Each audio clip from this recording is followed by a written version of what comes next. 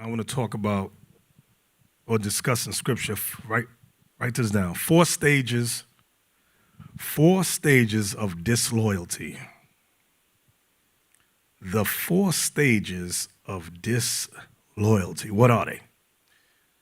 Number 1, I think I need a PowerPoint one day. I got to start doing PowerPoints.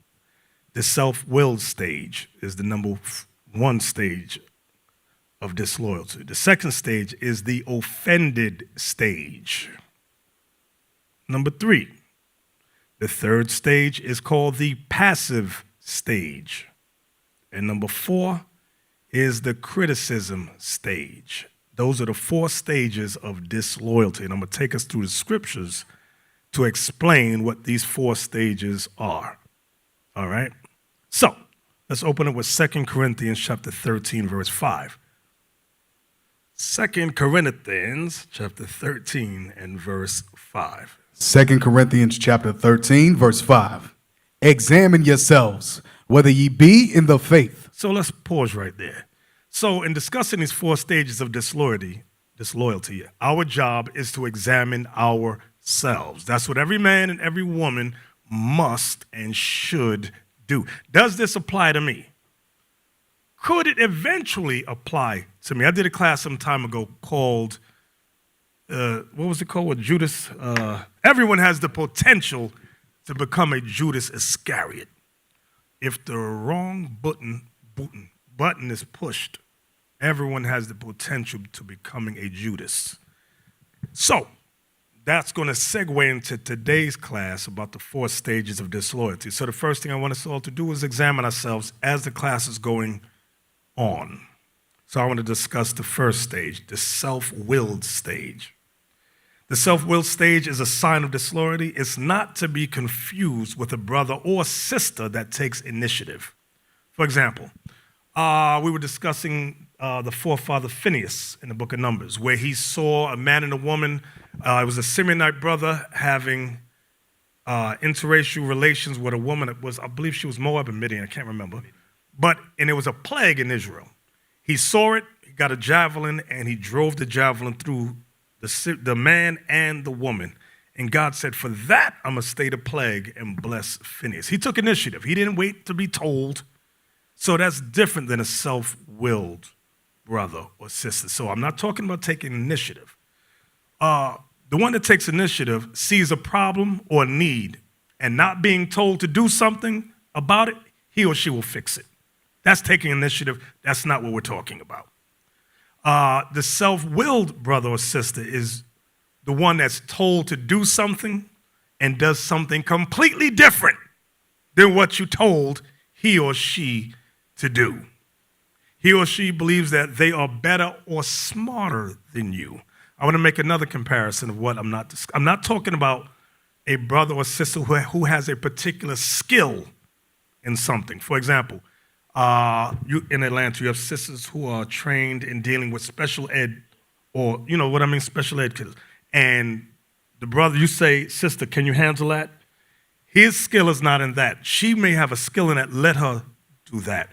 What we're talking about self-willed is, brother, for example, sister, do me a favor, take this chair and put it over there. And they take the chair and decide, I'd rather put it over there. Or you say, take these men to a location to teach the gospel. And the brother goes, I don't like that. I'm going to do something completely different than what you say. That's the self-willed brother or sister that I'm talking. Everybody understand the difference between taking initiative and self-willed? I hope so. Let me give a few examples. Give me 2 Samuel 18 and verse 5. 2 Samuel chapter 18 and verse 5. 2 Samuel chapter 18, verse 5. And the king commanded Joab and Abishai and Ittai, saying, deal gently for my sake with the young man, even with Absalom. And all the people heard when the king gave all the captains charge concerning Absalom. Because remember, Absalom, which was David's son, was being rebellious. He tried to take the kingdom from his father. He set up a coup d'etat. Is that how you say a coup d'etat? Against King David. So now everybody's they want to get Absalom. So he gives the order, take special care regarding Absalom, my son. Okay? Notice it, deal gently for my sake with the young man, even with Absalom. Everybody got that, right? Now jump over to verse 14, what Joab does. Verse 14. Then said Joab, I may not tarry thus with thee. And he took 3 darts in his hand and thrust them through the heart of Absalom, while he was yet alive in the midst of the oak. So Joab killed Absalom. That is not what King David said to do. King David said, deal gently with him. Bring him back to me. That's what David was telling him. Bring my son to me. Joab's, I'm smarter than the king, so I'm just going to kill this guy. So that's an example of being self-willed. Let me give you another one. In case some of you in here may be new, you're still confused about taking initiative and being self-willed. Well, I'm confused. What's the difference? I'm showing you some more self-will. 1 Maccabees chapter 5 and verse 18. 1 Maccabees chapter 5 and verse 18. 1 Maccabees chapter 5, verse 18. So he left Joseph, the son of Zacharias. Now remember, the book of Maccabees takes place during the Greek captivity. All right, read it again. So he left Joseph, the son of Zacharias, and Azarias, captains of the people, with the remnant of the host in Judea to keep it, unto whom he gave commandments, saying, take ye the charge of this people, and see that ye make not war against the heathen until the time that we come again. So Judah Maccabee and his brethren told Joseph, the son of Zacharias, and Azarias, they were captains. You captains, you take charge of these people. Do not make war with the heathen until we come back. Number one, it's an honor. They were 2 captains, and they had the charge of all Israel. To me, when I read that, that's an honor. You left us 2 to take care of all these people. Yes, you 2 are capable. The rest of us going to go do battle. All right? So now, jump over to verse 56. Verse 56. And we're going to read down. Joseph, the son of Zacharias, and Azarias, captains of the garrison, These are the same 2 guys Judah gave commandment to, heard of the valiant acts and warlike deeds which they had done. which Judah Maccabees and his brothers and the rest of the Israelite warriors did. Go ahead. Wherefore they said, let us also get us a name, Let us also get us a name. Go ahead. and go fight against the heathen that are round about us. Now, didn't Judas Maccabee just tell them, do not fight against the heathen. Watch over the people till we get back. Read on. So when they had given charge unto the garrison that was with them, they went toward Jamnia. Then came Gorgias and his men out of the city to fight against them. Greeks. Go ahead. And so it was that Joseph and Azarias were put to flight and pursued unto the borders of Judea. And there were slain that day of the people of Israel about 2,000 men. 2,000 men got killed because of these self-willed brothers. You got to think about that and examine, do I have that type of a spirit? This is what should be going through your mind. Am I those guys? Okay? They didn't take initiative because they were commanded, don't fight. They were self-willed, said, we're going to fight. Why? Because we want to make a name for ourselves. Read on. Verse 61. Thus was there a great overthrow among the children of Israel, because they were not obedient unto Judas and his brethren, but thought to do some valiant act. Y'all see that? But thought to do some valiant act. Right, go ahead. Moreover, these men came not of the seed of those by whose hand deliverance was given unto Israel. Now I want you to look at verse 62 because it's very, very relevant. Every generation, God has a chosen seed that he's dealing with, irregardless. Like during the time of Nat Turner, he was the one, God was dealing with him. Oh, he wasn't dealing with all of them. When the time of Denmark Vesey, time of Marcus Garvey, there's certain seeds God said, I'm going to put a spirit on these men to do A, B, and C. There's nobody on the side can go, I want to do it too. It don't work like that. I'm giving another example. You know, during the March on Washington, there was about 20 to 30 speakers that went up there. But there was only one main speaker that everybody remembers. Who was that? Nobody knows who spoke that during the, you don't know, were you from Jamaica? During the March on Washington. Yes, see, Martin Luther King. But he wasn't the only speaker. There were many speakers, but nobody remembers their name. Nobody knows those guys. Because why? Because to do whatever he was doing on the Lord, and you got to think about it, although it was not according to the scripture, because they didn't know the Bible, they did the best that they could for what they had. The little civil rights that have been allotted us was at the behest of what MLK and many of those other civil rights leaders did. Okay? But what I'm showing you, read verse 62 again. Moreover, these men came not of the seed of those by whose hand deliverance was given unto Israel. So they felt, well, God is dealing with Judah Maccabee and his brother, God dealing with us too. And you know, I notice millennials do that.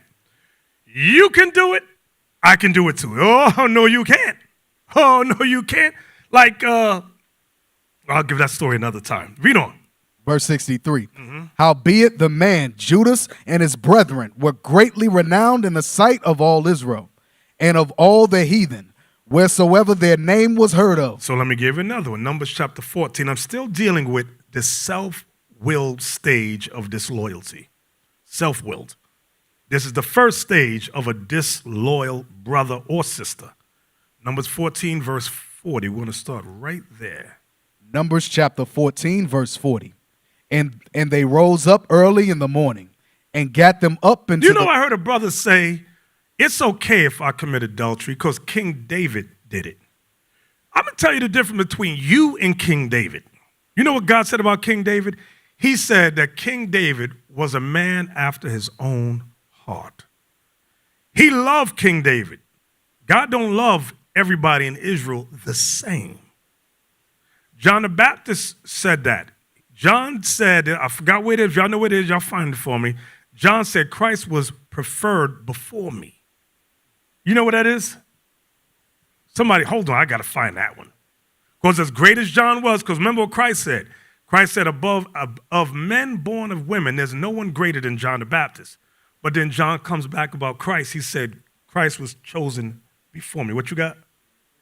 John chapter 1, verse 15. John bare witness of him and cried, saying, this was he of whom I spake. He that cometh after me is preferred before me, for he was before me. You see that? So John understood. As great as he was, he said, somebody's coming after me that's preferred, meaning preferred by God before me. All right? So John understood that. He understood that God was not dealing with everybody the same. But for some reason, black people don't understand that today. And I'm talking about brown people too. We go, everybody's the same, God deal with everybody equally. That is not true. That is not true. Back to Numbers chapter 14. Numbers chapter 14, verse 40. And they rose up early in the morning. Hold on. Bishop, that's telling you they don't know the scriptures. A good example of that is in the 7 churches. When you look at 7 churches, all of them wasn't in the same level. Christ told you that. So what does that mean? There was different level. Most I was dealing with different level. That's why you see a lot of stuff that was fighting. Well, there was only 1 or 2 of them that was perfect. So then I was not in the same level. Even the letters, when you look at all the letters Paul sent to the Corinth, to Galatia, Ephesus, there was not in the same level. Paul make it clear there was not in the same level. When you're reading those letters, you can tell it was not in the same level. So when we get to the book of Numbers, now I'm going to preface it for you. I don't know how many, by raise your hand, how many of you are reading 4 chapters a day? Raise your hand. Only 2, 3 brothers. No sisters and only 3 brothers. Wow. Thank you, Captain Isaac. You're doing a good job. Hey, that's horrible. Y'all making me look bad. That's horrible, bro. That's horrible. I'm telling you. So let me preface with the history here. Moses had gotten 12 spies to spy out the land of Canaan. They all came back with a negative report except 2, Caleb and Joshua. Joshua and Caleb said, hey, we could take these damn big ashy Africans over here. We could take them down. They're Canaanites. And the rest of them said, no, they're giants in the land. They're going to kill us. The earth's going to swallow us up. We can't. So the Lord said, all right, fine. Because they didn't want to go, I'm not going to do nothing. I'm going to sit back and wait. So now this continues the rest of the history right here. After God got mad and started jacking us up, look at Numbers 14 and verse 40. Let's start there. Watch what happens. Numbers chapter 14, verse 40. And they rose up early in the morning and gat them up into the top of the mountain, saying, Lo, we be here, and will go up unto the place which the Lord hath promised, for we have sinned. They said, all right, we're going to do what God said. We're going to go take the land now. What? God told them to take the land back then. They said, no, we can't do it. They make up their own time and say, okay, now we're going to do it. Watch what's said. Verse 41. And Moses said, Wherefore now do we transgress the commandment of the Lord? But it shall not prosper. Go not up, for the Lord is not among you. Moses said, don't go up. The Lord is not among you. He was with you back when he said to do it. But right now, don't do it. Go ahead. That ye be not smitten before your enemies. For the Amalekites and the Canaanites are there before you, and ye shall fall by the sword, because ye are turned away from the Lord. Therefore the Lord will not be with you. But they presume presume. That word presume meaning presumptuous, meaning they were self-willed. Go ahead. But they presume to go up unto the hilltop. Nevertheless, the ark of the covenant of the Lord and Moses departed not out of the camp. Then the Amalekites came down, and the Canaanites which dwelt in that hill, and smote them, and discomfited them, even unto Hormah. Y'all see that? So the Lord wasn't dealing with them. He said, nope, my spirit's not with y'all.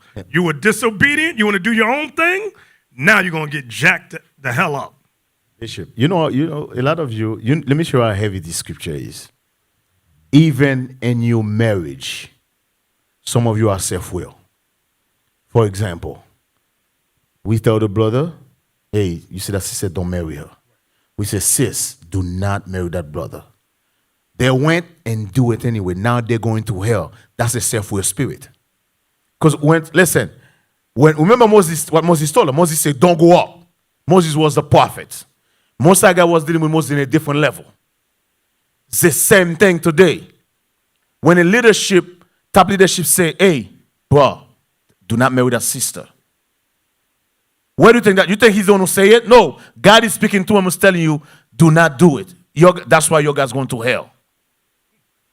That's a self-will. Because remember what the scripture said? The scripture said, what we bless on earth is also blessed in heaven. How'd that go? Well, what is bound on earth shall be bound in heaven. This is what you guys don't understand. When the leadership, the officer that's over you, say, do not marry, that means he's then blessed that relationship. That's what that means. That's why you're going to hell. You notice the one he say get married, they're always successful? That's because when he said it's okay, that means he already blessed it. Guess what, brother? It's the same thing if you show up to my house for my daughter. I said, okay, so now in the wedding day, I give you my daughter, so I blessed it. Isn't that the same thing? As the father, I blessed it. That's why. But if I didn't like you, I said, no, I'm not giving you my daughter. That means if my daughter and you go behind my back and sleep together, whatever happened, that's on you.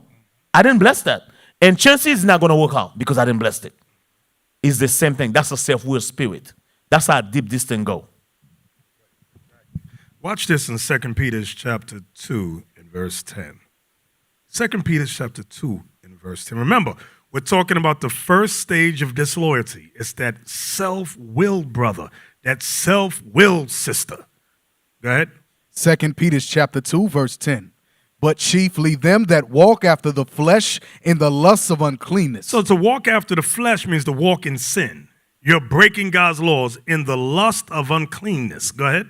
And despise government. Meaning God's government, God's leadership. God set up certain people over the congregation. It says, but these will despise government. You know what I realize about black people? We don't realize that God is setting up a government on earth.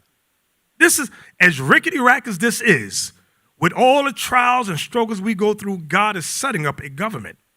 And when the Lord returns, he's going to say, oh, this spirit here, this spirit, these are the spirits that I'm setting up. Okay, and guess what? Just like in the time of Moses, you had rebels. Why God choose Moses and Aaron? And who the hell are they? Same thing will happen in the wilderness, the rebellious one. Why? The evidence is the same thing here on earth as we're trying to raise up. Who are you? You ain't nobody. You got whatever you can do. I could do better. Wasn't that a song in Sesame Street? Whatever. I don't know the song. I can do better. Da, da, da, da, da, da. Anyway, read it again. Verse 10. but chiefly them that walk after the flesh in the lusts of uncleanness, and despise government. Watch this. Presumptuous are they. Presumptuous are they.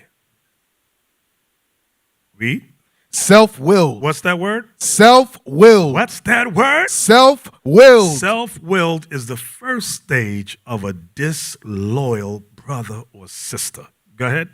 They are not afraid to speak evil of dignity. You know what that means? You go to Facebook and YouTube. Them niggas ain't right. Look how much this nigga don't make no money over here. He ain't right.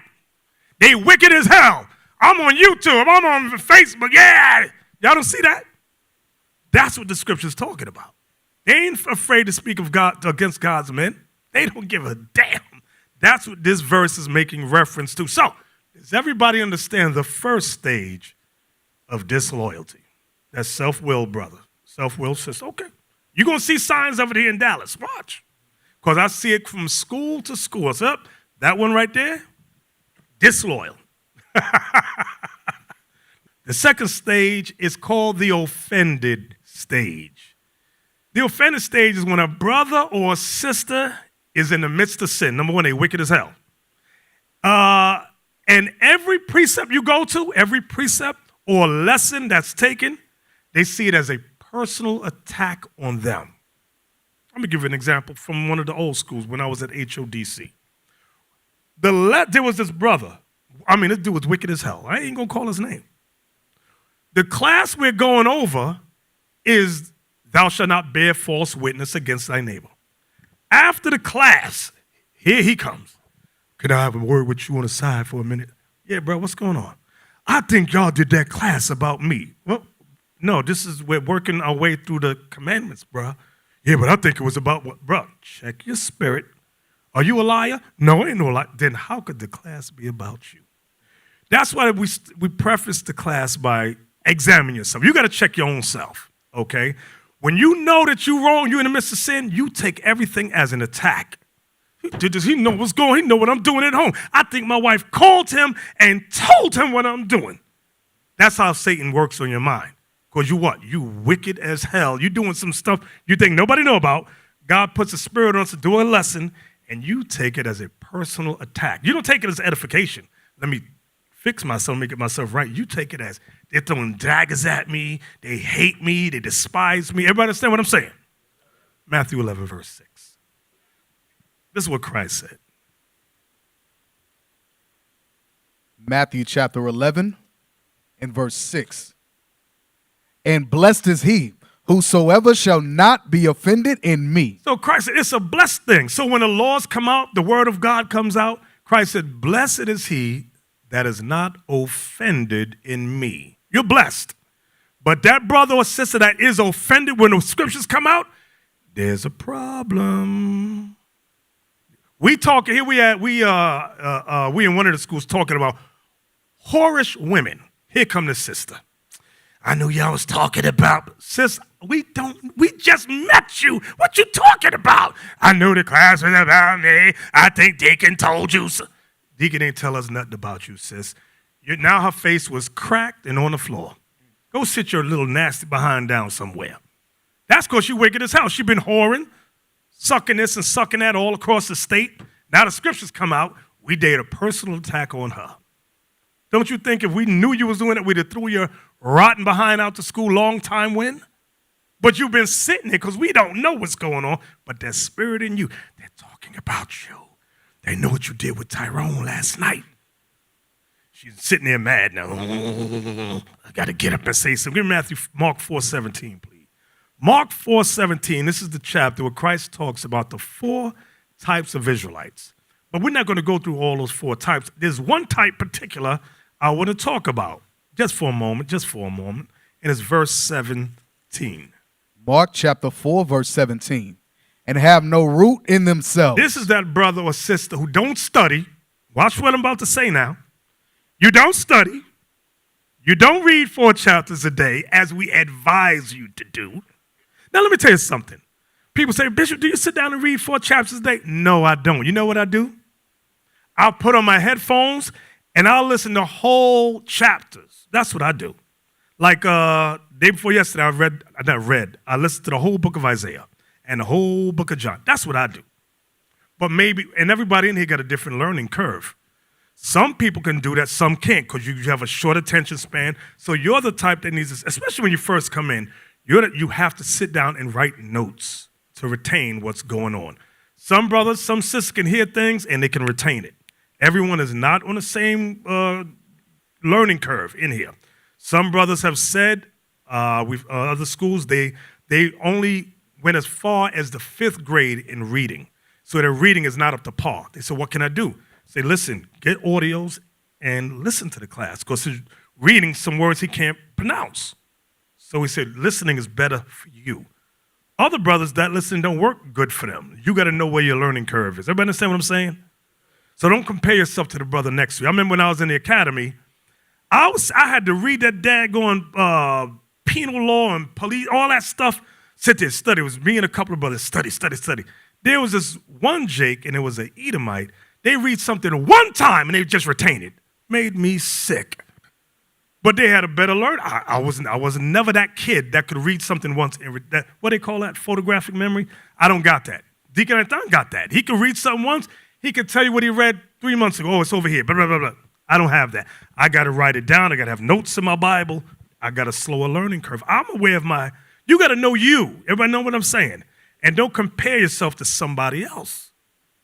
Okay. Now, Mark 4:17 again. Mark chapter 4, verse 17. I'll give you another example. This is years ago. I remember reading, I was trying to remember precepts. So I got myself index cards. And I would write, now they got apps for that now. I would write like John 14:15, if you love me, keep my commandments. 1 John 5:3, all the love scriptures, Romans 13:11, things like that. And I would quiz myself while I was at work. I'd just sit there and quiz myself.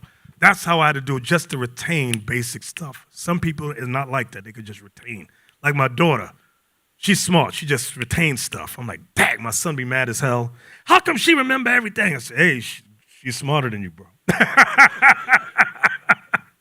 But go ahead, read that again, Mark 4:17. Mark chapter 4, verse 17. And have no root in themselves. Because you don't study. And so endure but for a time. You're only going to endure in this truth for a time if you're not studying and applying. Go ahead. Afterward, when affliction or persecution ariseth for the word's sake. When persecution or affliction arises for the word's sake, meaning people are using scriptures to challenge you, come against you. Go ahead. Immediately they are offended. They are what? Offended. You get offended. This is that second stage, the offended stage. Oh, I can't take it no more. Okay, watch this. Give me 1 Kings 22, verse 8. Remember, when you are at that offended stage, every precept, every lesson you take as a personal attack on you, you are at the offended stage. 1 Kings 22, let me get it, and verse 8. 1 Kings chapter 22, verse 8. And the king of Israel said unto Jehoshaphat, there is yet one man, Micaiah the son of Imlah, by whom we may inquire of the Lord. Because he was a prophet. Micaiah was a prophet. Jehoshaphat didn't like Micaiah, as you're going to find out. Go ahead. But I hate him. But I hate him. Why? For he doth not prophesy good concerning me, but evil. And Jehoshaphat said, let not the king say so. So now what's going on here? Jehoshaphat hated Micaiah. Anything Micaiah prophesied, it was taken as evil towards Jehoshaphat. Why? Because Jehoshaphat was wicked as hell. The king wasn't right. He wasn't in his right mind and his right spirit. So every prophecy Micaiah brought out, he said that because he hates me, and I hate that nigga right there. That's some of y'all. Some of y'all listening right now, everything that comes out, he did this against me. Jump over to verse 18. Verse 18. And the king of Israel said unto Jehoshaphat, did I not tell thee that he would prophesy no good concerning me, but evil? See there? This king could not stand this prophet. He hated him. And when you see, he said everything this dude says is always something daggone evil towards me. Now, if all he had to do was get his spirit right, and them prophecies would have came for good. But everything that came out, he knew it was bad against him because he was wicked as hell. And that's where you got to take that and say, you know what, when these scriptures come out, let me examine me. Let me examine myself. Self-examination. From there, I want to talk about the third stage of disloyalty, which is the passive stage. You know, I keep hitting this daggone button under my chair. The passive stage is when a brother or sister pulls back. They refuse to do the work. They refuse to do their duties in hopes that you fall. They have an inflated sense of importance. They have a you need me attitude. And the proof that you need me, I'm not going to do my duties in the congregation. I'm going to pull back and just watch. I'm going to watch out for. And we went through that, remember, when we first set up the first IUIC school. Remember the brother who was the elder with me and his wife, they stopped teaching, she was over the, what was she over? She was over the bread and all of that and the kids. She was over the kids. She stopped doing everything. He stopped dealing with the brothers. She stopped dealing with the sisters. They said, y'all going to fall. Step back, pull back. That is the third stage. That's called the passive stage. Watch this. Sirach 37. And you watch. You're going to see. You're going to see. Mic check. Hey, we have that here. We have that here with some of the officers. It is what it is. Some of the officers' wives. And y'all know who y'all are. Scripture says the two shall become one flesh. So you know if you got a little passive demon at home just waiting. And the reason they do that is to try you. It's to try on your faith. Because a lot of y'all going to end up falling out because of your wives. I'm telling you. Yep. Got to check yourself. So I did it again. The leadership gives you a duty, and what the Spirit guides them, hey, handle this, handle that, and you decide, I'm not going to do it no more. I'm going to wait till y'all. That's an evil spirit, because I want you to fall. I want that last group, like the dude with the art, the little Tzuriel dude. He said, there's no other artist could do what I do. Nobody could do videos like me. Y'all going to fall. Mosiah said, don't worry. I got 9 other brothers right. He said he built this. Mosiah said, I got 9 other brothers that can do what he can do and better. Now he mad. So overinflated sense of importance. Brothers, some of you, I think you look at this the wrong way. You might want to re-examine the whole thing. I'm gonna run something by you. Remember in the wilderness, right? Most High God, Moses then was the number 1 man. The second man was Aaron, right? Remember, some of the Israelites, they want Moses' spot. But remember, there was Moses' peak captains, officers, elders. They didn't understand the responsibility. They really didn't understand what it is that Most High God put them over. Same thing today. Those spirits come back today. I'm going to give you an example. I remember when we was in 1088, Bishop put me over the floor, the cleaning floor. I was because it wasn't big. I was over the floor, the bathroom, the cleaning. And then I was over the to buy stuff for the kitchen stuff. I love that thing, bro. I love that thing. Every Saturday, we gotta clean this. This is what I was doing. I was make sure I clean it fast because I want to stand next to them when they're working those scriptures. So I make sure, you know what I'm saying? So I make sure, yes, I'm going to listen to the scriptures, but I make sure my job get done first. So I make sure it's done fast. But the reason I see you guys look at it different. How many of you are from the tribe of Judah? Why must I God call you first? Are you sure? Because think about it. Every single Judah that's walked through that door after you, you're responsible for him. Do you know that? You guys didn't look at it like that, huh? He called you. Why he called you first? Does that make you because you're more special than the other ones? No. There is something in you cannot see, but God see it. That little office you have just mop the floor. Think about it. Every single other person who come here, they put them in the same duty with you. You over them. Think about it. You guys look at it the wrong way. Every single man that's walked through that door, you over them. Why? What's so special about you? Why Most High God didn't call him first?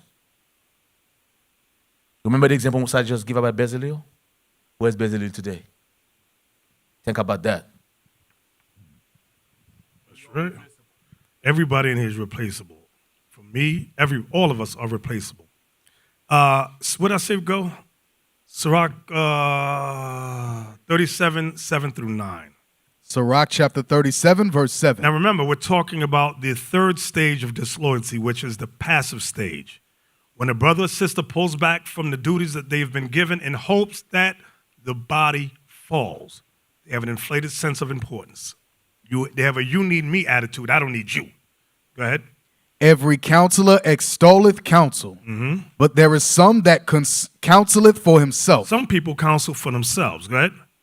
Beware of a counselor, and know before what need he hath, for he will counsel for himself, lest he cast the lot upon thee. Watch this. And say unto thee, thy way is good, and afterward he stand on the other side, to see what shall befall thee. You see that? He gonna tell you, you're gonna ask A, should I do A, B, or C? He or she says, yeah, go do that. But now they just waiting to see what's gonna happen to you, because their hopes that you get jacked up and fall. You fall and get jacked up. That's what they're hoping for. So it said you got to beware of people like that. If they pull back, that's what it say? It said, it says, and say unto thee, thy way is good. And afterward, he stand on the other side. Meaning he pulled back, he's just watching you to watch to see if you fall and get jacked the hell up. You got to watch people like that. All right? Give me another one. Give me Jeremiah 48:10. This is what God said about war. Watch this. But it's going to correlate with the scriptures too. This was war against Moab. Jeremiah chapter 48, verse 10. Cursed be he that doeth the work of the Lord deceitfully. Go ahead. And cursed be he that keepeth back his sword from blood. So, cursed be he that does the work of the Lord deceitfully. Cursed be he that holds back his sword from blood. When God gives a commandment to war and do something, he says, don't do it deceitfully and don't hold back. Now, I'm going to give you an example. 1 Samuel 15. We're going to start at verse 1 with King Saul. This was the chapter that you read about in the movie Birth of a Nation. When Nat Turner was reading, it zoomed in on 1 Samuel chapter 15. If you look close at the movie and they pan down, it gives you the commandment that was given to Saul. Go ahead. 1 Samuel chapter 15, verse 1. Samuel also said unto Saul, the Lord sent me to anoint thee to be king over his people, over Israel. Now therefore hearken thou unto the voice of the words of the Lord. Thus saith the Lord of hosts, I remember that which Amalek did to Israel, how he laid wait for him in the way when he came up from Egypt. Now go and smite Amalek, and utterly destroy all that they have, and spare them not, but slay both man and woman, infant and suckling, ox and sheep, camel and ass. And Saul gathered the people together and numbered them in Telaim, 200,000 footmen and 10,000 men of Judah. And Saul came to a city of Amalek and laid wait in the valley. And Saul said unto the Kenites, go, depart, get you down from the Amalekites, lest I destroy you with them. For ye show kindness to all the children of Israel, when they came up out of Egypt. So the Kenites departed from among the Amalekites. And Saul smote the Amalekites from Havilah unto thou comest to Shur, that is over against Egypt. And he took Agag, the king of the Amalekites, alive, and utterly destroyed all the people with the edge of the sword. But Saul and the people spared Agag, and the best of the sheep, and of the oxen, and of the fatlings, and the lambs, and all that was good, and would not utterly destroy them. But everything that was violent refuse, that they destroyed utterly. So what are we reading about here? Saul held back his sword from blood. He decided to do the work of the Lord deceitfully. God said, destroy all Amalek when you come across them. Saul said, I'm going to keep Agag, and I'm going to keep the best of the sheep. God said, destroy everything. Saul decided, nah, I'm not going to do that right there. So when you read down in the chapter, this is where the Lord tells him rebellion is as the sin of witchcraft, and stubbornness is as iniquity and idolatry. And it says, because you have rejected the word of the Lord, he hath also rejected thee from being king. That's verse 23 in the same chapter. So what are we getting out of this? That passive stage where I'm not going to do what I was commanded to do. I'm going to hold back. I'm going to pull back. And the Lord going to he jacks spirits like that up. And you'll see that in the congregation. When a man or a woman gets an attitude, the work of the Lord becomes garbage to them. They want to see you fall. They say, I'm not going to do it. I'm going to watch you fall because you need me. You got to remember something. What did John, give me that in, it might be Matthew. I know it's one of the 4 Gospels where he said, think not to say to yourselves, we be Abraham's seed. I think it was John said that in Matthew 3. Let me look. Matthew chapter 3 and verse 9. And think not to say within yourselves, we have Abraham to our father. For I say unto you, that God is able to, of these stones to raise up children unto Abraham. If you can understand that verse alone, that John said to the Pharisees, your sense, your what did I just say? Your sense of importance will quickly be deflated. John is telling them, just because you're Abraham's seed don't mean nothing with the Lord, because God can raise up children of Abraham out of rocks. Your mind should go, but not these guys. They really, I'm Abraham's seed. I'm the shizzle. They didn't understand. John understood that, though. We understand that. So we're hoping that as brothers and sisters come in this truth, they can understand that. Okay? So that's the 3rd stage of disloyalty, that passive stage. The 4th stage is the criticism stage. Criticism. That's when a brother or sister has an evil eye towards everybody and finds fault in everyone except themselves. You ever notice some people, they look around, you might get on him or her about something. After that, it's on. Now they find fault in this one, that one. Look at him, look at everyone, look at her and her. They sit back and criticize everybody. It's a negative. Of course, some criticism is healthy criticism. There's a difference between negative criticism and positive criticism. Positive criticism builds your character, builds your esteem, helps you study. That's positive, okay? Negative is they just tearing you down. There's a big difference. So I'm talking about that negative criticism. Give me that Matthew 7, 3-5. Matthew chapter 7, verse 3. And why beholdest thou the mote that is in thy brother's eye, but considerest not the beam that is in thine own eye? One thing you got to realize about people that always have negative criticism, they got the devil on them. They are filled with sin themselves. Therefore, they can see no good in you. That makes them feel good. I got to put you down so that I can feel good about me. That's the devil. Read that again. And why beholdest thou the mote that is in thy brother's eye, but considerest not the beam that is in thine own eye? A mote is something small, and a beam is something big. Notice what Christ is saying. Why beholdest thou the mote, something small, that is in your brother's eye, but considerest not the beam, that huge lump of timberwood is in your eye? Hey, you got something in your eye. Meanwhile, he got this big thing right here on his eye, and he or she can't see it, okay? This is the beginning of that criticism stage of disloyalty. Watch this, 2 Samuel 15. 2 Samuel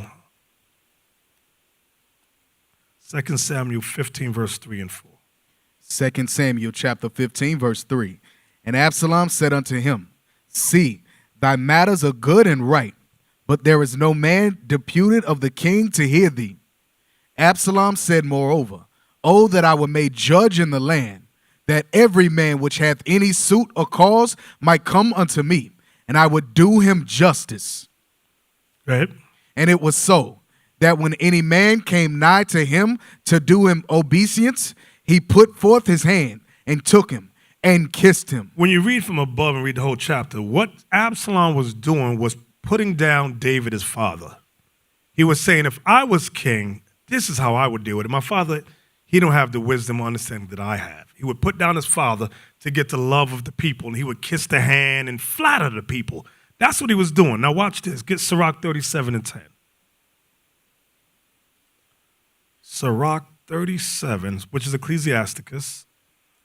Sirach, Ecclesiasticus. Hold on. Let me get it. chapter 37 and verse 10. Right. Consult not with one that suspected thee, and hide thy counsel from such as envy thee.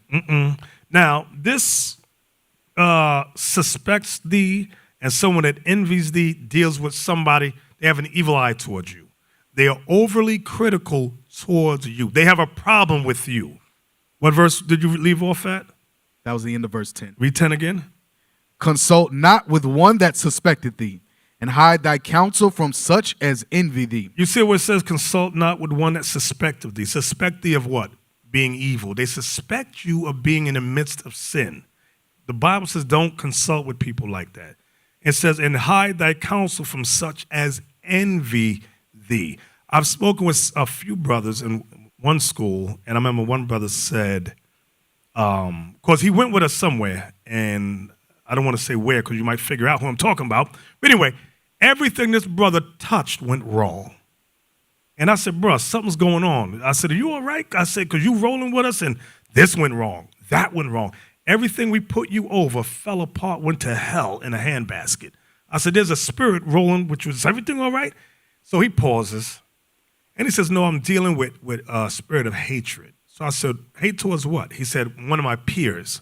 I said, your peer? He said, yeah, Officer so-and-so. I said, so what's wrong with Officer so-and-so? He says, well, he's excelling above me. We came in together, but for some reason he's promoted above me. And he's helping brothers and counseling brothers, and that thing's pissing me off. I said, bro, you should see that. You know him, glean from. You want to learn from brothers like that. When men see certain people excel and want them to excel, you want to be around those spirits to learn, know what they know. Follow their example. I said, you got to look at it as a positive, not a negative. I said, because he's your peer. You have his personal phone number. You talk to him a lot, right? He goes, yeah. Why don't you take that as an opportunity for good rather than you see it as something evil? Now you're hating his brother. I said, that's a excuse my lack of word, my word, that's a nigga spirit. That's how black and brown people deal in the world, okay? Always jealous of the next man, the next woman. We can't roll like that. The scripture says to share, what does it say? Share our gifts. It says, how does the parable go that Christ gave? It called talents. Share your talents. That's how we got to be. Don't hide it, okay? Give me 2 Corinthians chapter 10.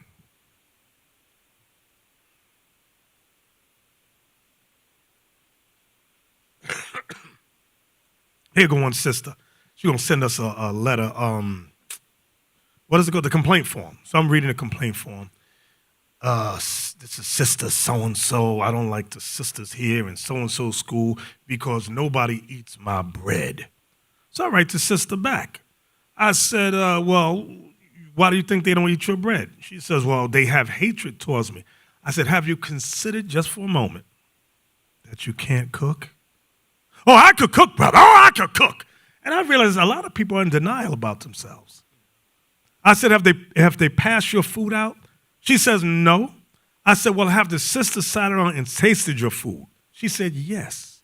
I said, okay, so they know whether or not you can cook or not cook. Is that fair to say? She goes, well, I just think they hate me. So I said, well, sister, if these senior women are not comfortable eating or disseminating your food, I'm not going to eat it either. Bishop, some of this food, when you eat it, you can tell Jesus was not there. Hell, Jesus like, I gotta go. 2 Corinthians chapter 10 and verse 2. 2 Corinthians chapter 10, verse 2. But I beseech you that I may not be bold when I am present with that confidence. Wait, start at 1. Verse 1. Now I, Paul, myself beseech you by the meekness and gentleness of Christ, who in presence am base among you, but being absent and bold toward you. So when Paul was amongst them, he based himself, meaning he humbled himself. That's what it means by base among them. It says in being absent and bold toward you, he wrote powerful letters to the Corinthians. Go ahead. But I beseech you that I may not be bold when I am present with that confidence, wherewith I think to be bold against some, which think of us as if we walked according to the flesh. Pause right there. I want y'all to see what Paul was going through. Look at verse 2 closely. But I beseech you that I may not be bold when I am present with you with that confidence. Remember, in verse 1, he said, when I'm among you, I base myself, I humble myself. I spoke gently to everybody. But when I'm absent, I write heavy letters to make sure everything's in order. Look at verse 2. But I beseech you that I may not be bold when I am present with that confidence. He said, I don't want to come to you face to face and I got to rail on you. That's what he's saying. Wherewith I think to be bold against some. Why would he be bold against some? What did they do? Well, look, which think of us as if we walked according to the flesh, meaning according to sin. You had some people in the Corinthian church leadership who was saying Paul was wicked as hell. Overly critical, criticizing the leadership. That's what Paul was dealing with when you read the letters of the Corinthians. Watch verse 10. Verse 10. For his letters, say they, are weighty and powerful, but his bodily presence is weak, and his speech contemptible. Now look at it. For his letters, say they, meaning certain men in leadership in Corinthians, are weighty and powerful, meaning he writes things hard to be understood, but watch this. But his bodily presence is weak, meaning what? He looked like a punk. That's what they're telling us about, saying about Paul. This dude looked like a punk. We could take him. This dude ain't nothing. Then it says, and his speech contemptible. He talk a lot of ish. That's what, when you tell somebody that your speech is contemptible, meaning you talk a whole lot of sh. These dudes was rebellious. This is what Paul had. When you read the letters of the Corinthians, Paul was going through a lot with this one church right here. Going through a lot. Look at 2 Corinthians 12. 2 Corinthians chapter 12 and verse 11. 2 Corinthians chapter 12, verse 11. I am become a fool in glorying. Ye have compelled me, for I ought to have been commended of you. For in nothing am I behind the very chiefest apostles, though I be nothing. Wait, pause right there. Look at that thing. I am become a fool in glorying. Ye, meaning you Corinthians, you have forced my hand. That's when you compel me, you force me. Force you to what? Look what it says. For I ought to have been commended of you. Y'all should have honored me as an apostle, as a leader. Then it says, for, meaning because, in nothing am I behind the very chiefest apostle, though I be nothing. What? They were saying Paul was what? Nothing. He said, okay, y'all consider me nothing, but when you examine my works, I'm not behind none of the apostles, the 12. In fact, guess what? When you read his resume, he's did more than all the 12. 3/4 of the New Testament is Paul, the apostle Paul. But the Corinthians was saying, you ain't ish, you ain't nothing. He said, y'all should have commended me. But instead, now I got to argue with you about who I am in this truth. This is what Paul was going through. That's that fourth stage of a disloyal brother, that criticism stage. You ain't this, you ain't that. Everybody understand that? Now, understand, so those are the 4 stages of disloyalty to look out for in men and women. Understand this, write this down. Loyalty breeds loyalty. Watch this in 1 Corinthians 4, verse 2. Hey, here's another thing. Y'all can bear witness. Has anybody, I'm just very curious, separated from the body and become successful on their own? I want y'all to examine all the people that rebelled, cursed us out, went on their own, and said, if you could do it, we could do it. Has one been successful? In my years, I've been 13 years? Mm-hmm. That's never happened. That's never happened because go back to Egypt. When we left Egypt in the wilderness, right? Remember Bishop mentioned about the government. Mosai God always build a government. No matter where we at, he always build a government. Mosai's built a government in the wilderness, starting with Moses. Of course, Moses didn't make it to the promised land. Joshua ended up taking over the government to the promised land. But however, Mosai God built a government. What happened to everybody that was rebelling against that government? They all die. He killed every single one of them that was rebelling against the government. Those who are saying, oh, Moses, you're not the only one he used. What happened to them? They didn't succeed. He killed all of them. It's the same thing today. When you look at IUIC, listen, I don't care what anybody said about IUIC. Our work speaks for itself. You can hate us, you can love us. One thing you will say, you will not admit it, of course, that nobody is doing the work the way we're doing the work. Most of God is using us, period. You can hate us, you can love us. Most of God is using IUIC for his glory. We go where no other camp ever go. And when I say no other camp, I'm talking about even camp back then. Never went. IUIC went. So you try to tell me most of guys not using IUIC? Most of guys using IUIC. So when you left, no, the spirit didn't live with you. The spirit stay. You know how I know? Because you never succeed. Because I hear brother said, I built that camp. Well, okay, let me see you build another one then. Let me see you. So far, I haven't seen it. If one of you see it, let me know. I haven't seen it. I haven't seen nobody left and they're like, oh, we build IUIC. Okay, go build another one then. I ain't see it happen yet. What you do see is that as we continue in this lesson, is that disloyalty, just as loyalty breeds loyalty, disloyalty breeds disloyalty.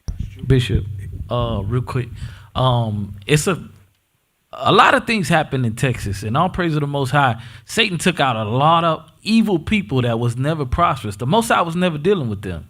But this is the point why I want to make. It's a couple that reached out to us recently, and they said we was with Uzziah, we was watching them, and soon we saw how they wasn't doing no works, and we seen the spirit wasn't dealing with them anymore.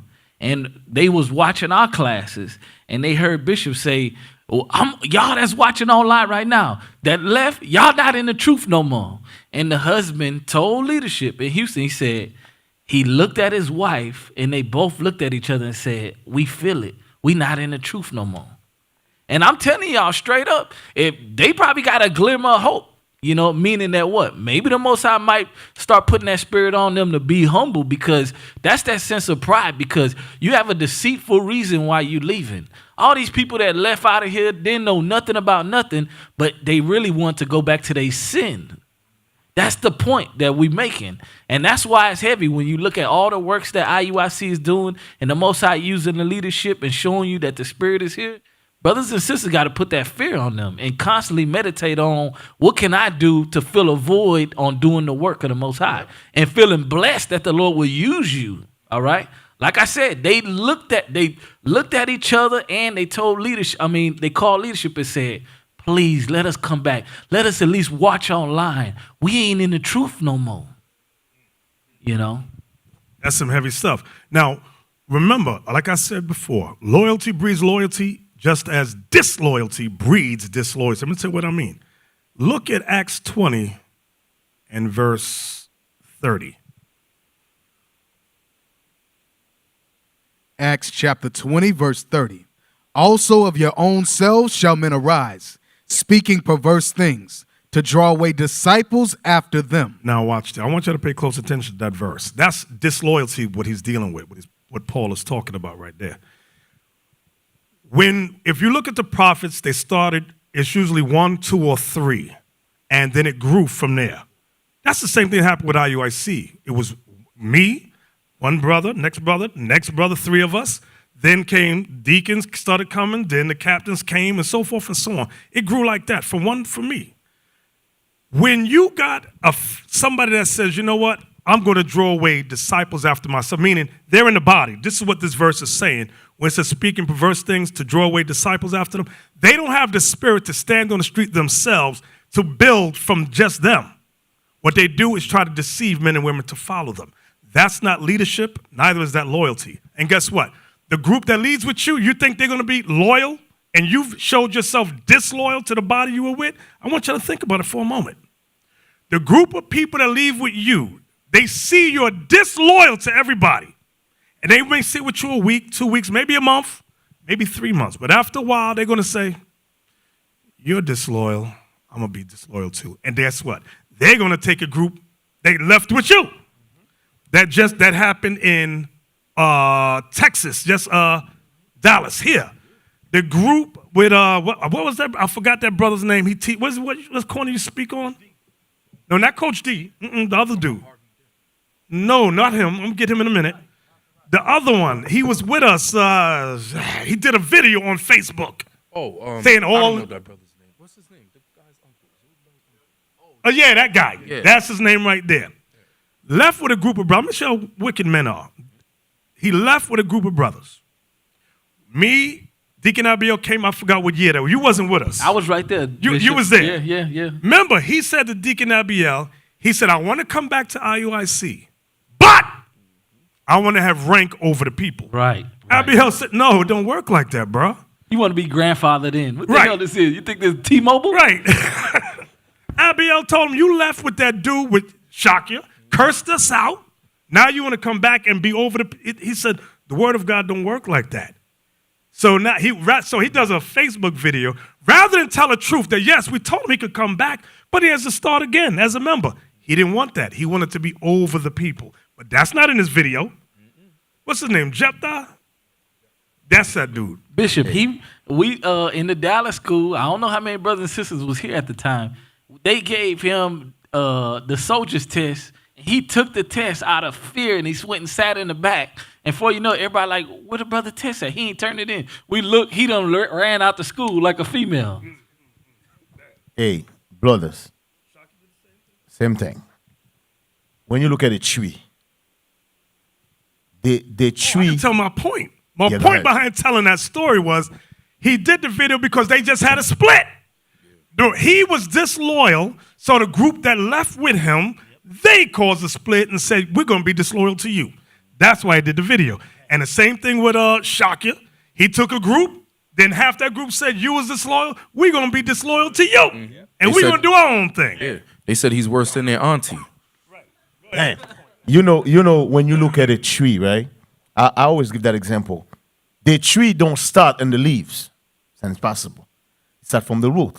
The roots start with him. Now, when you look at a tree, when you look at the leaves, none of the leaves grow the same day. It takes time for the branches to grow. So that's how IUIC starts. So now IUIC, the tree, the branches go everywhere. You got myself is in Atlanta. I was on the bishop. I'm one of the branches.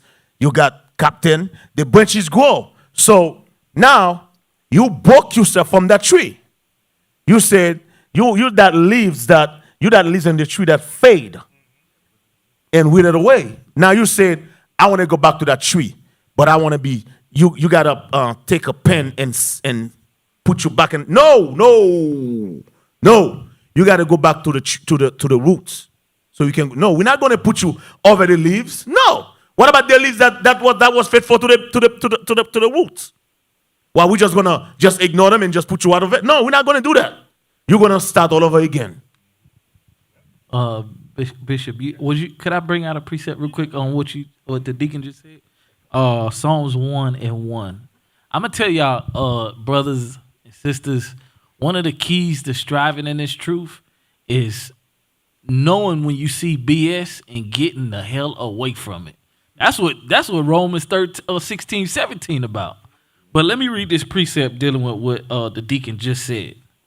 Psalms chapter 1, verse 1. Blessed is the man that walketh not in the counsel of the ungodly. So when you see the ungodly doing counsel, that means you're not supposed to be over in that direction. Come on. Nor standeth in the way of sinners, nor sitteth in the seat of the scornful. So you see somebody disrespecting the men that came before them, you're not supposed to be nowhere in that realm of that because the Most High about to judge that thing. Come on. But his delight is in the law of the Lord, and in his law doth he meditate day and night. That's why you see IUIC being prosperous, because we meditating and doing it day and night. Come on. And he shall be like a tree planted by the rivers of water, that bringeth forth his fruit in his season. His leaf also shall not wither, and whatsoever he doeth shall prosper. That's what you see we doing right now. The tree ain't withering away. The tree getting stronger. So I just want to bring that out. That's a good point right there. I forgot what I was gonna say. Okay, so loyalty breeds loyalty, and I'm gonna show you that. Get 1 Corinthians 4, verse 2. 1 Corinthians 4, verse 2. 1 Corinthians chapter 4, verse 2. Moreover, it is required in stewards that a man be found faithful. So this whole truth is us becoming stewards. We're all stewards in this truth, okay? It says we must be found faithful, okay? Who knows what a scripture that says, teach those who will be able to teach others? I believe it's somewhere in Timothy.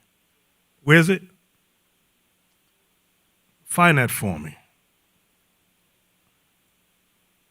Yes, 2 Timothy 2:2, that's it. Stewards must be faithful. Another word for faithful is loyal. That's what it's going. When you say you're faithful to God, you're saying you're loyal to God. Okay? Paul said, be followers of me even as I am of Christ. You know what I notice a lot of people do? People say, and they get stupid. People get stupid. Paul said, be followers of me even as I am of Christ. So you were talking, Captain, that was talking about IUIC. All right? IUIC is just a banner, but guess who we're all following? Christ. So they say, no, I'm not loyal to IUIC. I'm loyal to the Lord. This is what Tzuriel and them said. I'm going to tell you why people say, I'm not loyal to man on earth, I'm loyal to Christ. Who can show me Christ walking around right now? Is Christ walking around with us right now on earth? I'm talking about in body, is he? No. So when people say, no, I'm not following what man says, I'm following Christ, that means I can do whatever I want. Men like that don't believe. Men and women like that don't believe. So when Paul said, be followers of me, even as I am of Christ, Paul was not saying, listen, I'm Christ. He was saying, me as a leader in this truth, just follow what I'm saying. Because what was Paul teaching them? The scriptures. Paul was not making his own thing up. You men and women are able to check whether or not what we're saying is scriptural or not. You have a Bible. I have a Bible. We're reading together.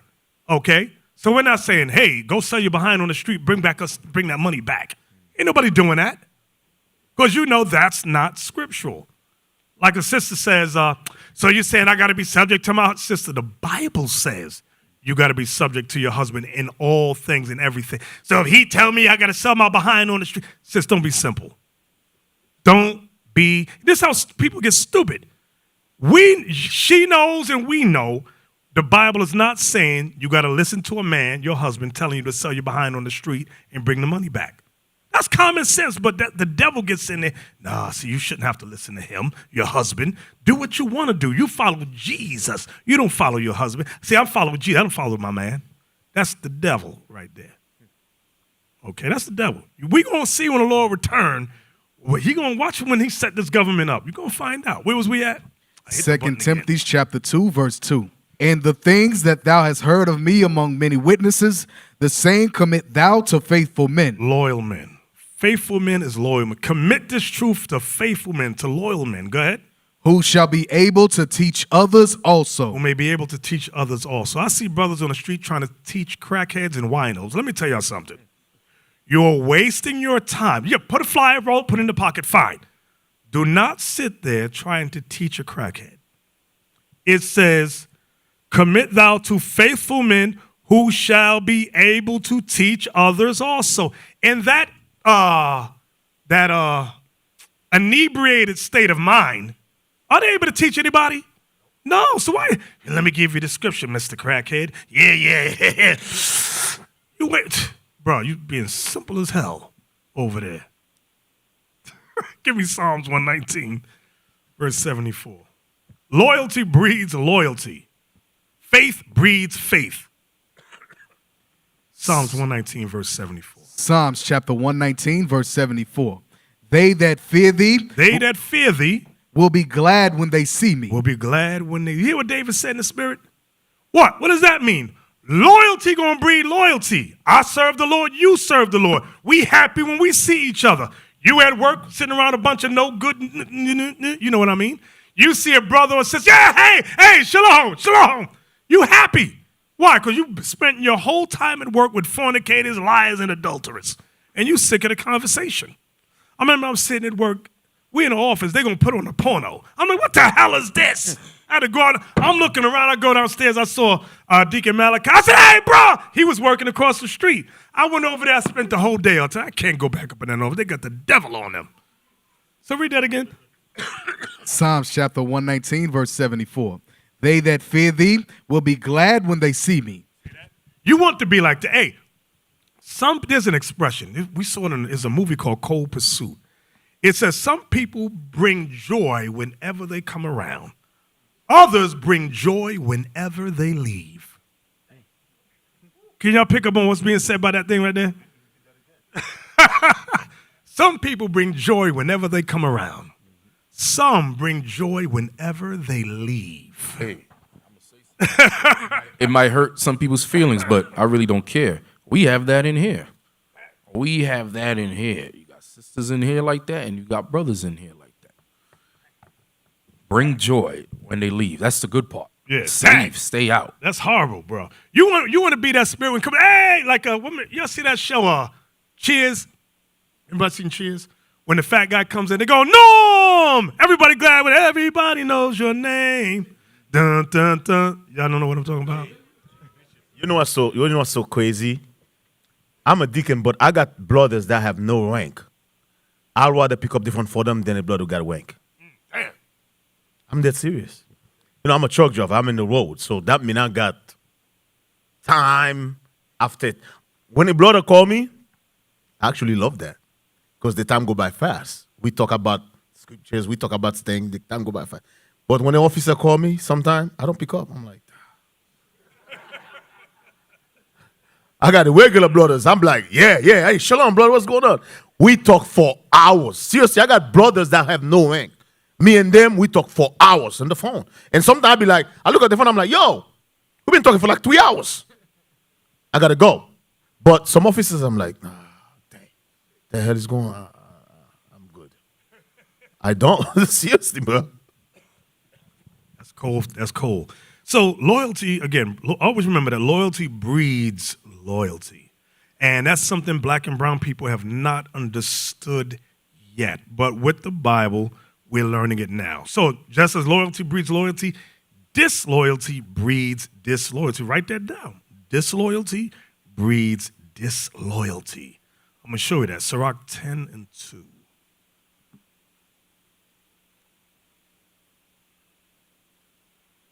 Now, this is a very generic verse.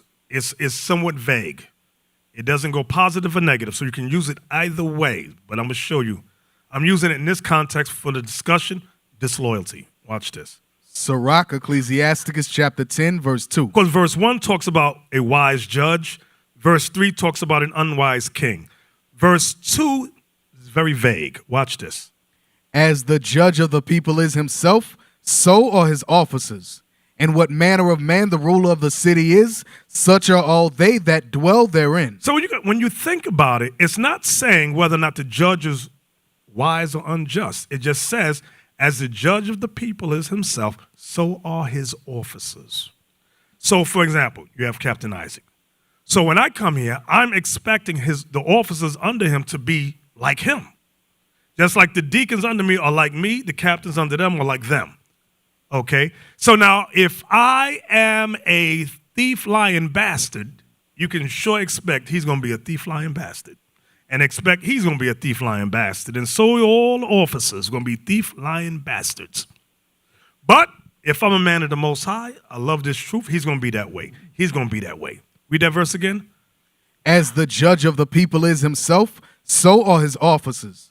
And what manner of man the ruler of the city is, such are all they that dwell therein. You know what that verse, now this is in the male context. This is saying the same thing. Remember it says about women in Ezekiel 16, as is the mother, so is the daughter. It's saying the same thing.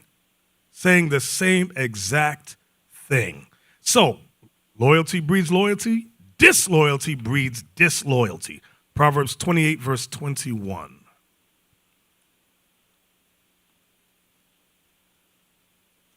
Proverbs chapter 28, verse 21. To have respect of persons is not good, for a piece of bread that man will transgress. Right. So that's how Judas was. Remember, he gave Christ up for 30 pieces of silver. For a piece of bread that man will transgress. To have respect of persons is not good.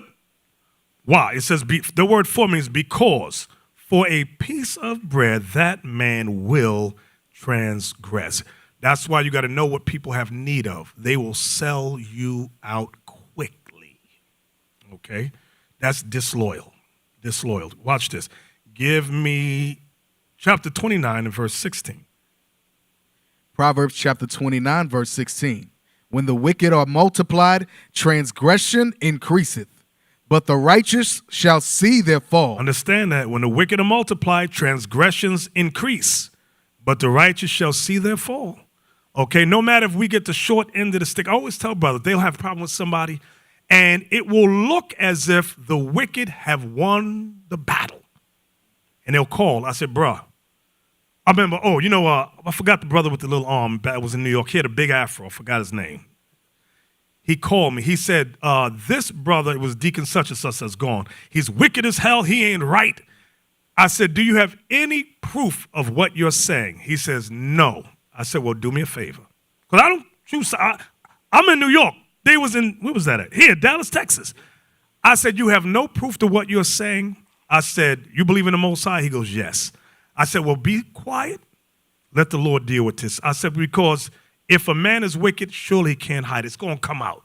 Just be patient. Next Saturday comes. You also remember, you remember that? The brother couldn't contain himself. He stands up, cursing the deacon out. The deacon said, you got any witnesses? No. So then the deacon, the captain, the officers that was in Dallas threw that nigga out, threw him out to school. He going to call me up crying. I said, bruh, you did not listen to my counsel. I told you, if you believe in the Most High, just endure, be silent. But you decided you wanted to attack the man. So now months later, maybe a year, all hell broke loose with that particular. And I said, hey, remember what brother so-and-so said? He was right. This is what he was saying. But at that time, there was no evidence. It came out much later. And that's what brothers and sisters need to understand. You may see something, but nobody else see it. Remember the issue with the other elder that was here? I saw things. I said, if I tell these deacons what I see in this man, they're going to think I have a evil eye towards them. I said, I'm going to be quiet. I'm not going to say nothing. I said, I'm going to put it in God's hand. Sure enough, he railed up one day, and then y'all saw it for yourselves. And they would say, Bishop, you knew he was like that. I said, yeah, I knew he was like that. You had to see it for yourself. Because if I tell you, you're not going to believe me. You may think I'm the devil for even saying it. Some things you got to just sit back and let the Lord reveal it. In time, it's going to come if you believe on the Most High. I hit it again. Bam. Read that again. Proverbs 29:16. Proverbs chapter 29, verse 16. When the wicked are multiplied, transgression increases. I give you another example. Here in Dallas, Texas, there was a brother. Remember, I got to talk about Coach D. You know y'all favorite Coach D. Coach D. Coach Dangalang. This guy, a brother called me about him and said, now it was a brother, he ain't here no more. He said, Coach D, he uses Hebrew name, but I'm just saying Coach D. Coach D is the devil. He ain't right. I said, bro, do you have any evidence? I'm in New York. I don't know what's going on over there in Dallas. He says, well, it's just me right now. I said, anybody else? He mentioned a certain other brother. So I call those brothers up. Nobody justified or admitted to what he was saying. I said, bro, you're on your own in this thing. I said, my advice to you, be quiet. I said, because right now it's only you. I said, if you believe in the same thing, same advice, if you believe in the Lord, leave it alone. He goes, nah, I got to leave. He leaves. He don't come back. Coach D rolls up because it was something about dealing with women. Sure enough, he had sex with me. And then remember what Coach D did? He said, that sister want to be my wife? This married sister want to be my wife? And remember that? You know what I'm talking about? He said, if I'm going down, I'm going to bring all these hoes down with me. Wicked as hell. So I said, that's what the brother was saying, but he didn't have patience to wait and let it be made manifest. Some things you may see, you got to wait, because nobody else going to see it. Just going to sit back and wait. The example. I know some of you thinking what happened on Austin. None of us pick it up. That's not true. We just never said nothing. For years, Deacon Labaka, myself, Deacon Malakaya, we know what was going on in Austin. Many years, as Bishop, we go to Bishop, we say, hey, we got to take Austin down. Bishop say, nope, don't do it. Leave it alone. Every Passover, I come to you. I was like, Bishop, we got to do something about Austin. This camp right there, they got a heavy, heavy covetous spirit. Bishop said, no, leave it alone. I'm telling you, it's going to manifest. That's exactly what happened. So we listen. We say, okay, we leave it alone. But we see it coming. I know some people thinking, oh, yeah, this thing. No, we know it was coming. We just never said nothing. We just wait. 'Cause the spirit of covetousness, it's an internal sin. It's something you desire. They were all about money. So my train of thought, the spirit was showing me if they took the leadership down, the leadership could easily say, we were doing Black Wall Street. You got original royalty in there. They could have easily threw the boomerang back, pop out. We'd have been like, oh, shoot. I knew it was deeper than that. I said, there's something else, but it's not manifest yet. Because then they could have went to the other camps and said, you see how they wicked? They took us down for making money. They jealous. I said, okay, and that whole thing in Austin blew the hell up. Now all of a sudden, you was right. But we had to wait. Be patient. It's going to manifest itself. Everybody understand that? Sure you do. Sure you do. Sirach 13:15. Disloyalty breeds disloyalty. So don't think you're going to be disloyal and then get loyal brothers with you. No. There's an old expression on the streets. There's no honor among thieves. You ever heard that? So you're going to show yourself disloyal. Then you're going to get a group of brothers, and you honestly think they're going to be loyal to you. You crazy. It's never going to happen. You see it in these gangster movies. You see it in mob movies all the time. But for some reason, we come in the truth and we think, yeah, I can be the devil and be disloyal. I'm going to get a group of brothers with me, and they're going to be loyal to me. It don't work like that. Read that, Sirach 13:15. Sirach, Ecclesiasticus, chapter 13, verse 15. Every beast loveth his like. You see that? Every beast loveth his. If you a thief, you like thief brothers. If you a whoremonger, you like whoremonger brothers. If you's a liar, you like lying brothers. I'll give you an example. Oklahoma. We threw about 3 or 4 brothers on the Sabbath. They at the strip club. Now I said to myself, how in the hell did 3 or 4 brothers manage all together to show up at the strip club together? Contingency talk. It's called, Deacon Nathanyel calls it contingency talk. You know how you sit around, you be just talking. You remember that? Anybody ever see that strip club on such and such a place? The next brother go, yeah, I remember that thing. This brother go, oh yeah, that strip club, yeah, that thing was bad, God. Yeah, man, them girls is hot. Whoa! And this brother here, yeah, man. And then I go, let's go. Because he would join in the conversation. He joined in it. He joined into it. And then I said, hey, how about we go? So if anybody buck up, I could easily say, I was just joking. You know, I'm just kidding. I didn't mean that. Contingency talk. But he liked it. Then I threw it out there. We all decided, let's go to the strip club. That's contingency. That's how it works. So liars love liars. Thieves love thieves. Whoremongers love whoremongers. Okay, read that again. Every beast loveth his like, and every man loveth his neighbor. All flesh consorteth according to kind. That's what I wanted. All flesh consorteth to whatever kind you is, you're going to consort. You're going to hook up with people like that. Bishop. You covetous? I need covetous brothers around me because I want to make that money. That's how the money in Austin. That's how it was. If you wasn't covetous like that, you could not roll with Austin. Okay? Everybody was make that money. And I mean, they was making big. When I sat down and heard the numbers, I was like, y'all was making money like that? The hell is this? Bishop, I remember Bezalel always had a spirit of being lazy and self-willed. All the way from New York, I heard about his behavior. And when I heard he was moving to Texas, I'm like, So anyways, he ended up one day, I come to the school for the new moon, and he in there with the, Cash-a-lakia. He up in there. And I said to myself, how these men meet each other? How y'all come up together? So he come all the way from New York to meet him in Houston to mesh and make a business. When he was in New York, this is the spirit he had. He always found out who got money and get close to them. And he ended up moving to the house. He always have that spirit, even in New York. IUIC used to pay this brother rent almost every month. Yeah. That's how he always had that spirit. Hey, but he could cook good. So he would butt everybody up with his food. He go, You be mad at him. He go, oh, I made this sandwich for you. And you be like, that thing is good. And you forget what you're mad at him about. Or he would do some art, because he's a great artist. I can't take that from him. We'd be ready to yell at him. Hey, you, get over here. Then he comes up, oh, look at this art I did. And I go, oh, wow. Hey, come look at this. Hey, come. And yo, that thing, I hit it again. On the iPad. I said, yo, that thing is bad.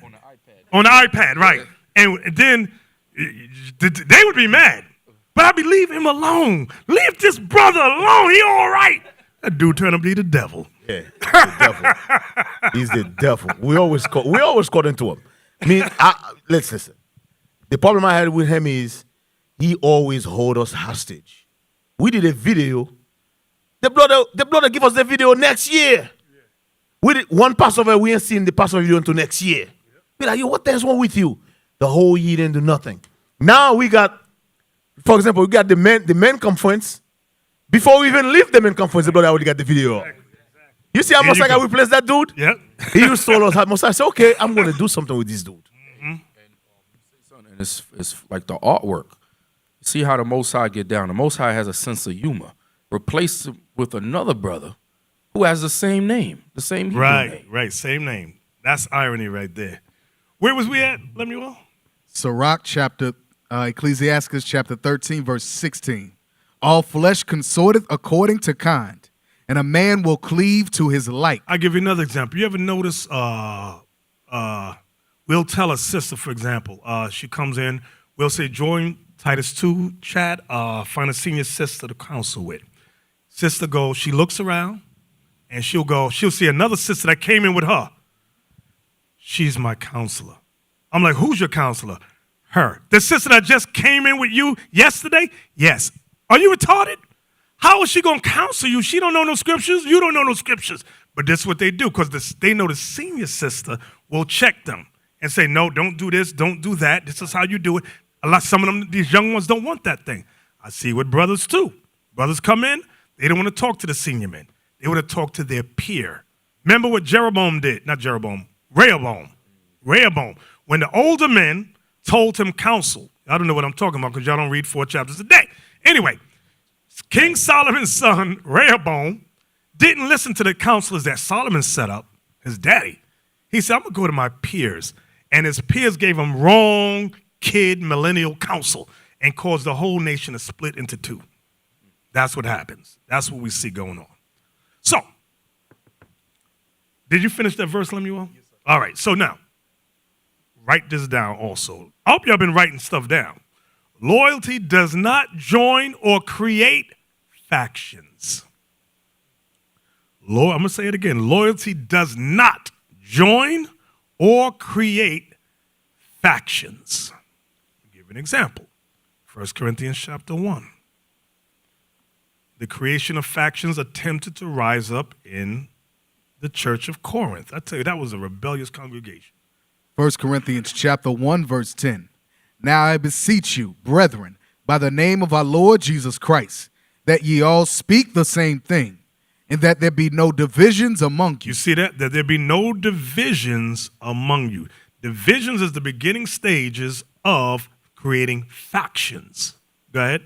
But that ye be perfectly joined together in the same mind and in the same judgment. The Spirit of Christ is a unifying spirit. The Spirit of Christ is about being of one mind. When you get people that are opposed to what scriptures say, and they want to do 2 different things, that's not of the Lord. Go ahead, watch. For it hath been declared unto me of you. Meaning, it has been told me. Somebody, a little birdie came by and told me what was going on. Read verse 11 again. For it had been declared unto me of you, my brethren, by them which are of the house of Chloe, that there are contentions among you. So the house of Chloe was an honorable family in the church of Corinth. They were reporting to Paul. Yes, that's right. They were snitching.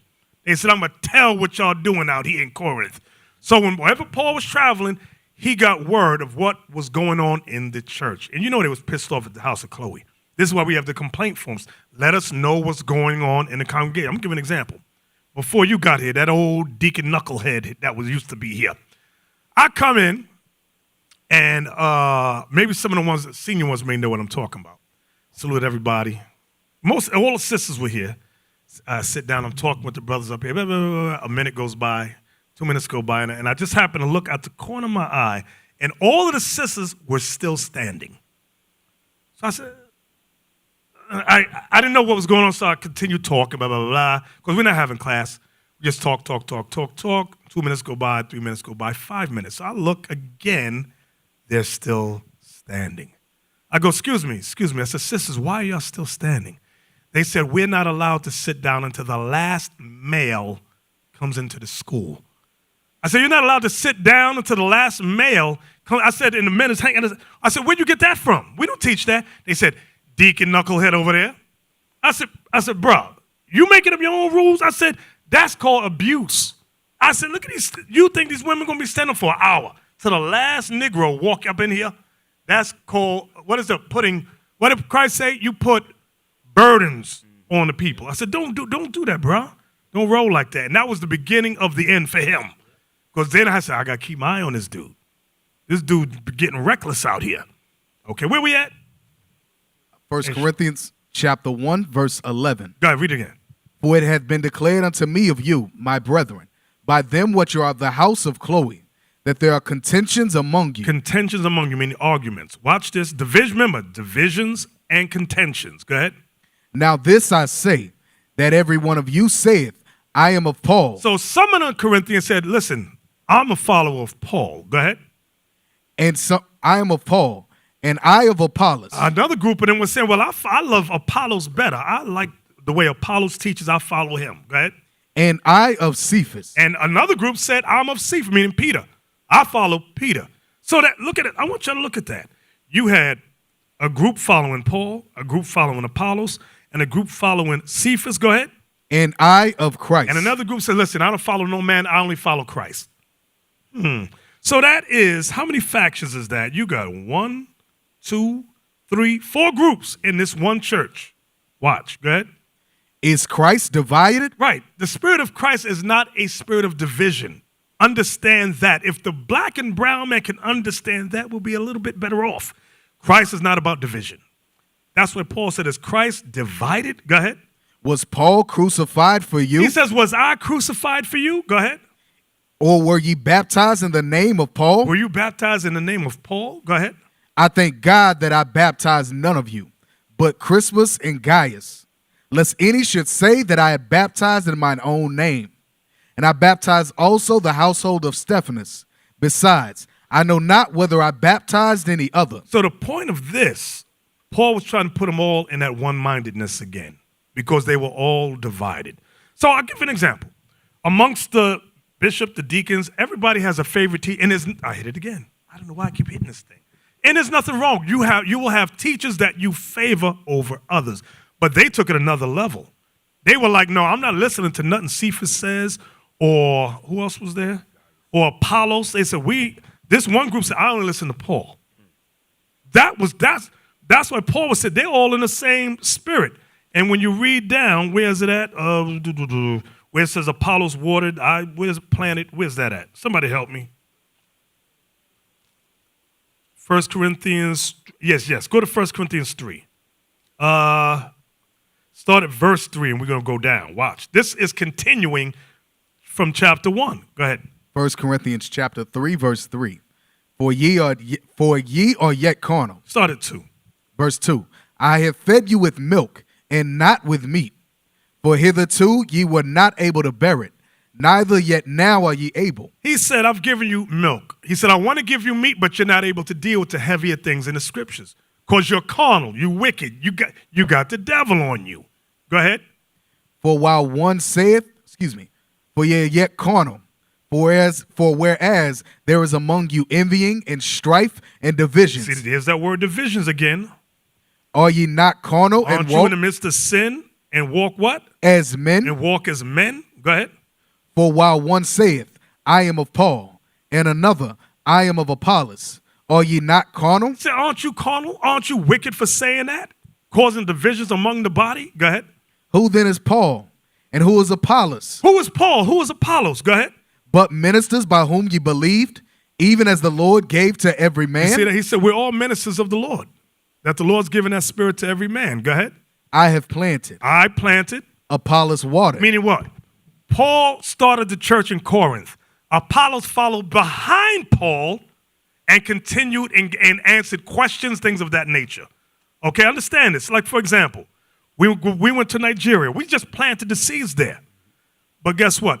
As brothers, we're going to send men out to water what we've already started there. That's how this gospel grows. And that's what Paul was explaining here. Go ahead. I have planted, Apollos watered, but God gave the increase. God gives the increase. He's the one that increases the spiritual understanding in men's and women's minds. Go ahead. So then neither is he that planteth anything, The brother that goes out and plants is nothing. Go ahead. neither he that watereth, Neither the brother that goes behind to answer questions and exhort them is nothing. Go ahead. but God that giveth the But increase. God is to be praised. He's the one that gives the increase. Go ahead. Now he that planteth and he that watereth are one. You see that? Paul's bringing them back to common sense now.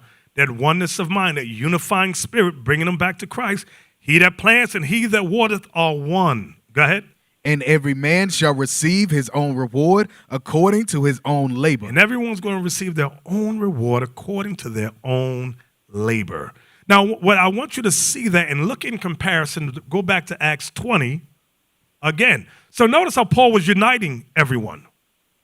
But he warned us about, what was it verse 23 we read earlier? Verse 30. Verse 30, let me hear it. Also of your own selves shall men arise, speaking perverse things, to draw away disciples after them. So there's a stark difference between Paul and what Paul was warning us about. The Spirit of Christ unifies, the Spirit of Satan divides. Understand that, okay? What, that was Acts 20? Okay, all right, watch this. Give me 1 John 2:19. Again, loyalty does not join or create factions.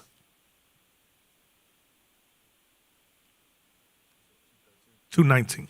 1 John chapter 2, verse 19. They went out from us, but they were not of us.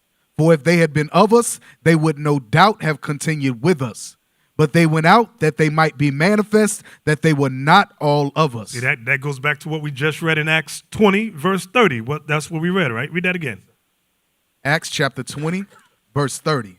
Also of your own selves shall men arise, speaking perverse things, to draw away disciples after them. Now go back to 1 John 2:19. They went out from us, but they were not of us. For if they had been of us, they would no doubt have continued with us.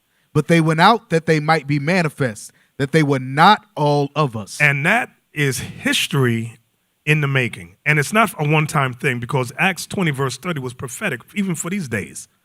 So don't think you read things and, oh, that only happened back then. Oh, no. He was warning us that even in these last days is going to happen. An example of that, another example is 1 Timothy, I think it's 4:1. 1 Timothy chapter 4, verse 1. Now the Spirit speaketh expressly, that in the latter times, When? in the latter times, Go ahead. some shall depart from the faith, See that? Some shall depart from the faith. Go ahead. giving heed to seducing spirits. You don't got to keep the Sabbath day no more. You ain't got to wear fringes no more. You can love the white man. He's your people. Love him. Thou shalt not abhor Edomite, my brother. You don't got to eat lamb. You can eat chicken and collard greens on Passover. This is what he's talking about. Go ahead. Giving heed to seducing spirits and doctrines of devils. So we'll read these things, and although it says in the latter times, we think it's talking about back then. No, it's talking about these days today, right now.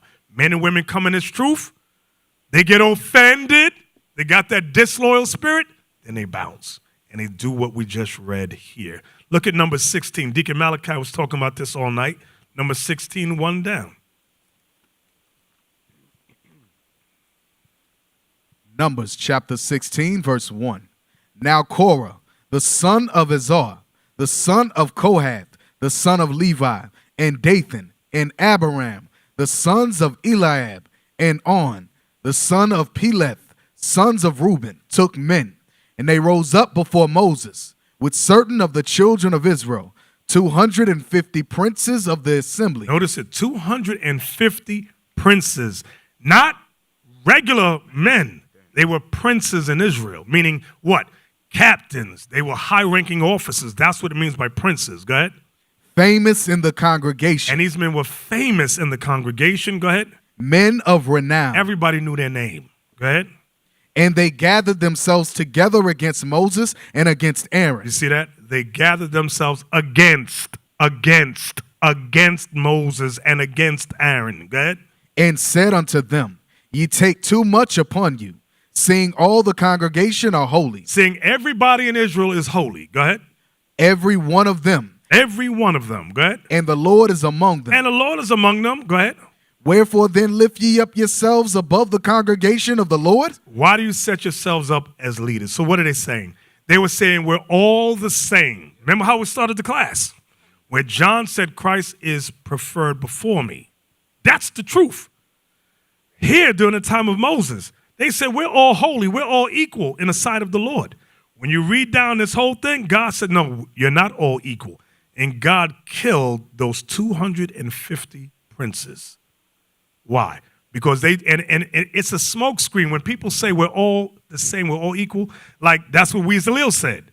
Tzuriel said we're all the same. So you got to ask the question, then who's teaching class there? Somebody got to be the teacher. Somebody has to be the student. Unless all of y'all are teaching at the same time. No, that's game. That's called I got game. What are you going to say? So whenever you see videos of people saying there should be no rank, that's the same thing. The Bible is always about rank and order. Always. Hey, give me that in Titus 1. Titus 1. You know what's so crazy, Bishop? Some of these brothers was in the military. Yes, that was shocking to me. Some of these brothers that's teaching this was in the military. Mm-hmm. And is some military, is everybody the same? It's like the congressman or the senator rise up and say, oh, we and the president is the same. No, that's why they call him president. That's why they call you a senator. That's why they call you a congressman. That's why they call you a governor, a mayor, a police officer. They are not the same. If there's the same, if all of them is the same, where's the order? There is no order. Exactly. Read that Titus 1 and 5. Titus chapter 1, verse 5. Listen closely. For this cause left I thee in Crete, that thou shouldest set in order the things that are wanting, and ordain elders in every city, as I had appointed thee. You know what that word elders translates to? Soldiers, officers, captains. They're just using different words here in the Greek from the Old Testament, which was written more so in Hebrew. Okay? In the Old Testament, you had captains, officers, soldiers, so forth and so on. The New Testament, they use the one word, elders, to cover bishops, deacons, whether captains, officers, soldiers. They use that word, elders. There's always been, it's all through the whole Bible, there's rank, there's order. Okay? But black and brown people, I don't know what's wrong with us. We get, whoo! No, well, everybody's the same. Everybody's the same. So how come when you go to school, when you went to school, you didn't tell a teacher, you can't teach me, we're all the same. Nobody does that. We get crazy. We come in this truth, we lose our minds. Give me 2 Samuel 15:11. Again, loyalty does not join or create factions. 2 Samuel 15, verse 11. 2 Samuel chapter 15, verse 11. And with Absalom went 200 men out of Jerusalem. So Absalom caused a rebellion against King David. How many men followed Absalom? And with Absalom went 200 men. 200 men, go ahead. Out of Jerusalem that were called, and they went in their simplicity. They went where? In their simplicity. Meaning they were stupid as hell. These 200 men were simple as hell following Absalom to go against his father, King David. Was that it? That's the whole verse? And they knew not anything. That's why, they were stupid as hell. They didn't know nothing. They just like Absalom. And when you read about Absalom, it said he was good looking. They said Absalom was the best looking dude in all Israel. This dude had hair, flowy hair everywhere. Everybody loved Absalom. So when he said, follow me, they follow him. Remember, he was opposite. Remember Christ? Yes. They said Christ had no comeliness that we should follow him. People follow Christ only for the word's sake. Is that dude ugly as hell? But Absalom, when you read about it, said that dude was good looking. All the women loved that dude. Absalom, whoa, just throw the panties on the stage. That's how good looking this dude was. So they said these 200 men that followed him knew nothing. They were simple as hell. You know what's so heavy? I want you guys to think about it. Meditate on it. You think Absalom, it take Absalom a month to tend these 200 men? You think it take him 2 months? No. He was working on them for years. Think about it. You think 200 men he just turn them in a week, on a month? It doesn't work like that. You know he was working on them because that's it. 40 years. Yeah, he had 40 years to work on them. He was sitting right there. Same thing today we see. Same thing today. It take years. That whole group that left was the same thing. You got a brother from this state working on him, brothers. Some of those brothers were employed with him, right, or his money scheme. It was the same thing. And then it says they went in their simplicity and they knew not anything. It was dumb as hell. At that meeting that the deacons was at, remember they was stumbling over Matthew 18? They didn't know what the hell Matthew 18 was talking about. That's why the scriptures say if the blind lead the blind, they both fall in a ditch. That's New Testament. It's saying the same thing. Exactly. So, write this down. The root of disloyalty is pride. The root of disloyalty is pride. Give me that in Sirach 10 and 12. We're almost done. Sirach 10, Ecclesiasticus chapter 10, verse 12, to explain pride. Sirach, Ecclesiasticus chapter 10, verse 12. The beginning of pride is when one departeth from God, and his heart is turned away from his maker. Read. For pride is the beginning of sin. See, that's what pride is, the beginning of sin. You got that spirit of pride on you? The way the Bible uses pride is not the way we use it in modern day society. We use the word pride to mean you are confident in yourself, but that's not how the Bible uses it. The Bible uses the word pride in the negative sense. Okay, meaning what? You're breaking God's commandments. Read that again. For pride is the beginning of sin, and he that hath it shall pour out abomination. What kind of abomination will he pour out? The 4 stages of disloyalty. They're going to pour out what? He's going to pour out the self-willed stage. Going to begin there, followed by what? What's the next? The offended stage, then the passive stage, then that overly criticism stage.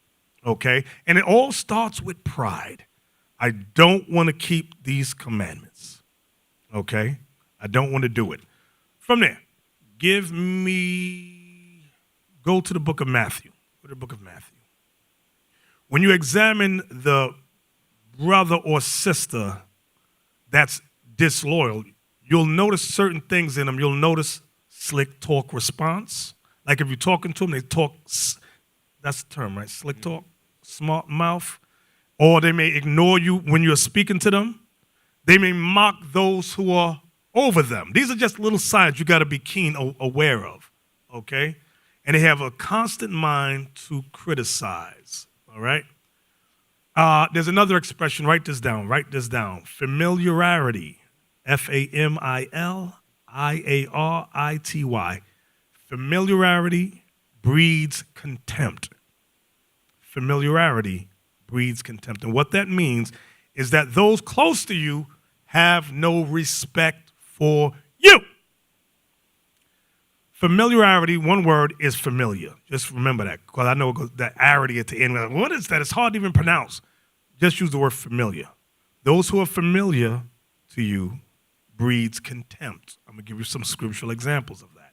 Look at Matthew 13, verse 55 with Christ. Matthew 13, 55. Matthew chapter 13, verse 55. Is not this the carpenter's son?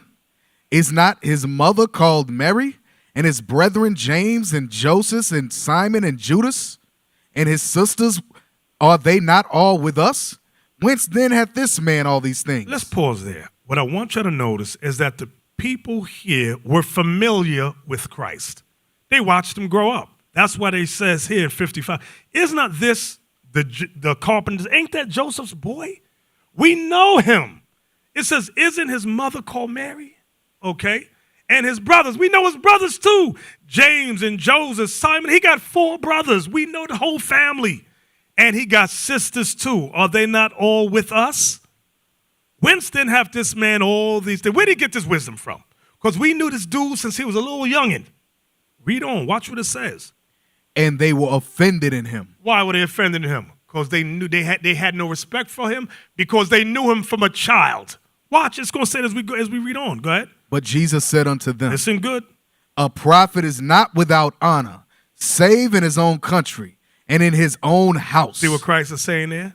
Meaning a prophet, you got honor. But in your own country and in your house where people know you, you're going to have no honor.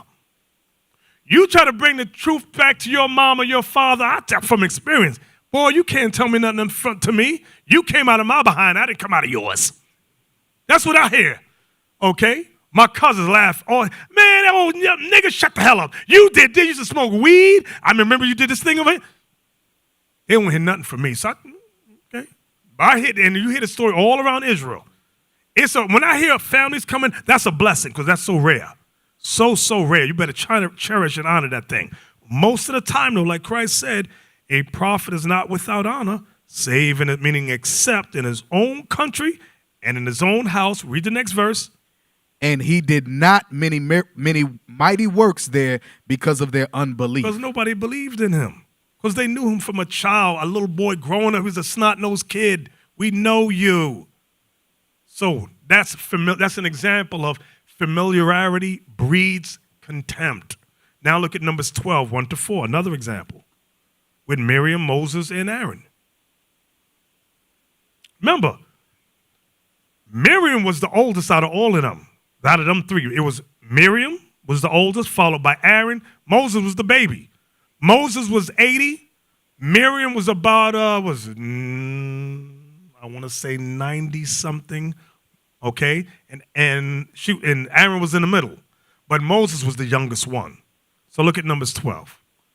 Numbers chapter 12, verse 1. Now, I might have the ages mixed up, so don't quote me on them ages, okay? But I know Moses was 80, and I know they were older than him.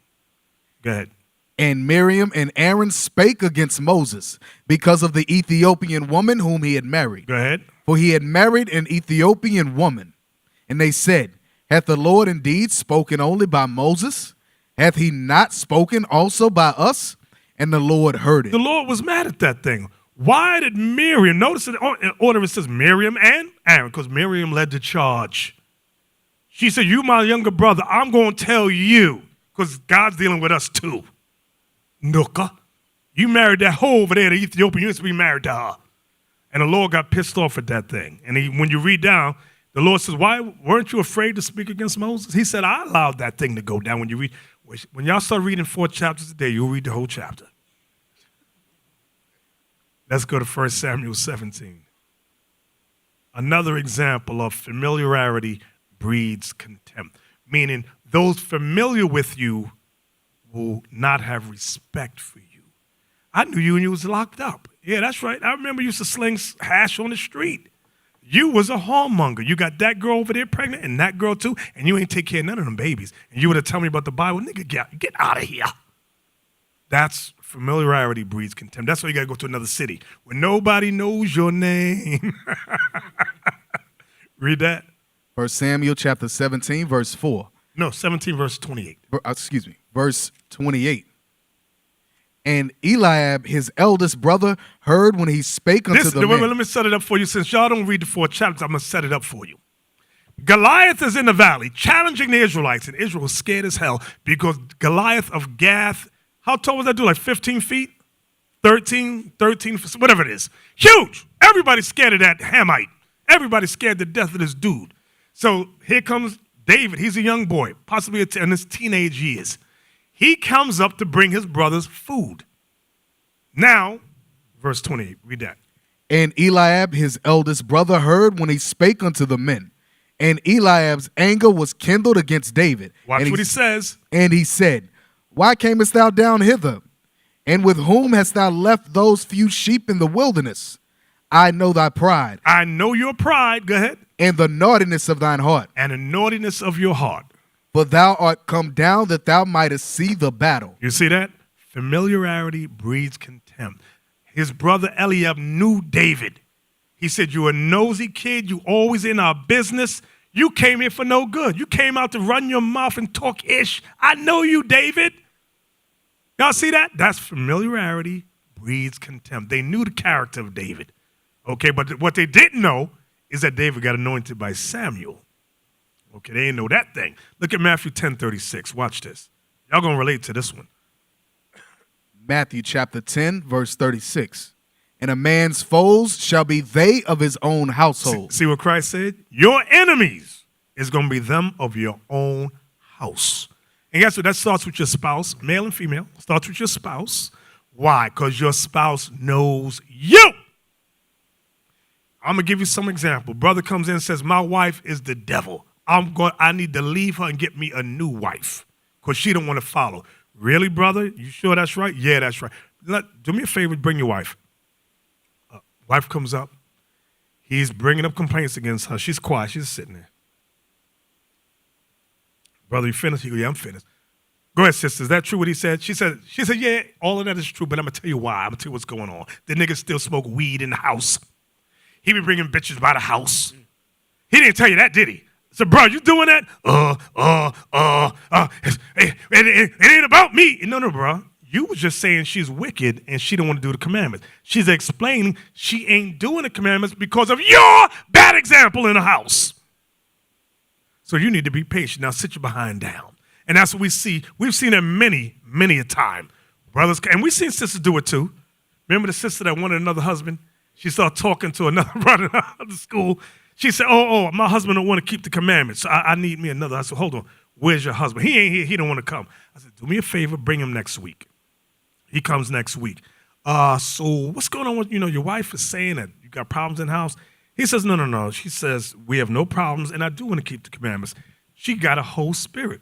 He said, she's always had a whole spirit. She said, from when we met, she always liked to bounce around, but I told her, you're going to marry me, we got to settle down. Said, sis, you understand what he's saying? You can't bring your whorish ways into this truth. And she tried to just weasel around. And he was saying he wasn't coming to the school because of her actions at home. She still be text messaging thing. So we said, sis, can you check that spirit? Said, all right, give us some time. Don't be quick. Have you laid with anybody? No, she hasn't. Okay, fine. Y'all work this thing out. We'll bring this up again a couple of months from now. So read the verse again. Matthew chapter 10, verse 36. And a man's foes shall be they of his own household. Though those in your own house know you. A lot of us, maybe some of y'all married in the truth. Most of us did not. We married in the world, okay? Me and my wife used to hang out. We used to go to her and her girlfriends. We all hang out together. And say, hey, anybody ever been to 42nd Street in New York? Before they fixed it. Have you ever been there? When it was nasty. Pimps, hoes everywhere. That was the hangout spot. Strip club, we would squeeze in this booth and have the strippers going. Wait a minute. Anyway, that's another story. But you can't be quick to leave real cause she know you and you know her. So y'all got to try to work this thing out. So all praise, we got our minds right. We got minds right. We ain't doing XYZ no more. All praise to the Lord. But that's what Christ was saying. Read it again. And I start digressing. Y'all got to bring me back on track. Go ahead.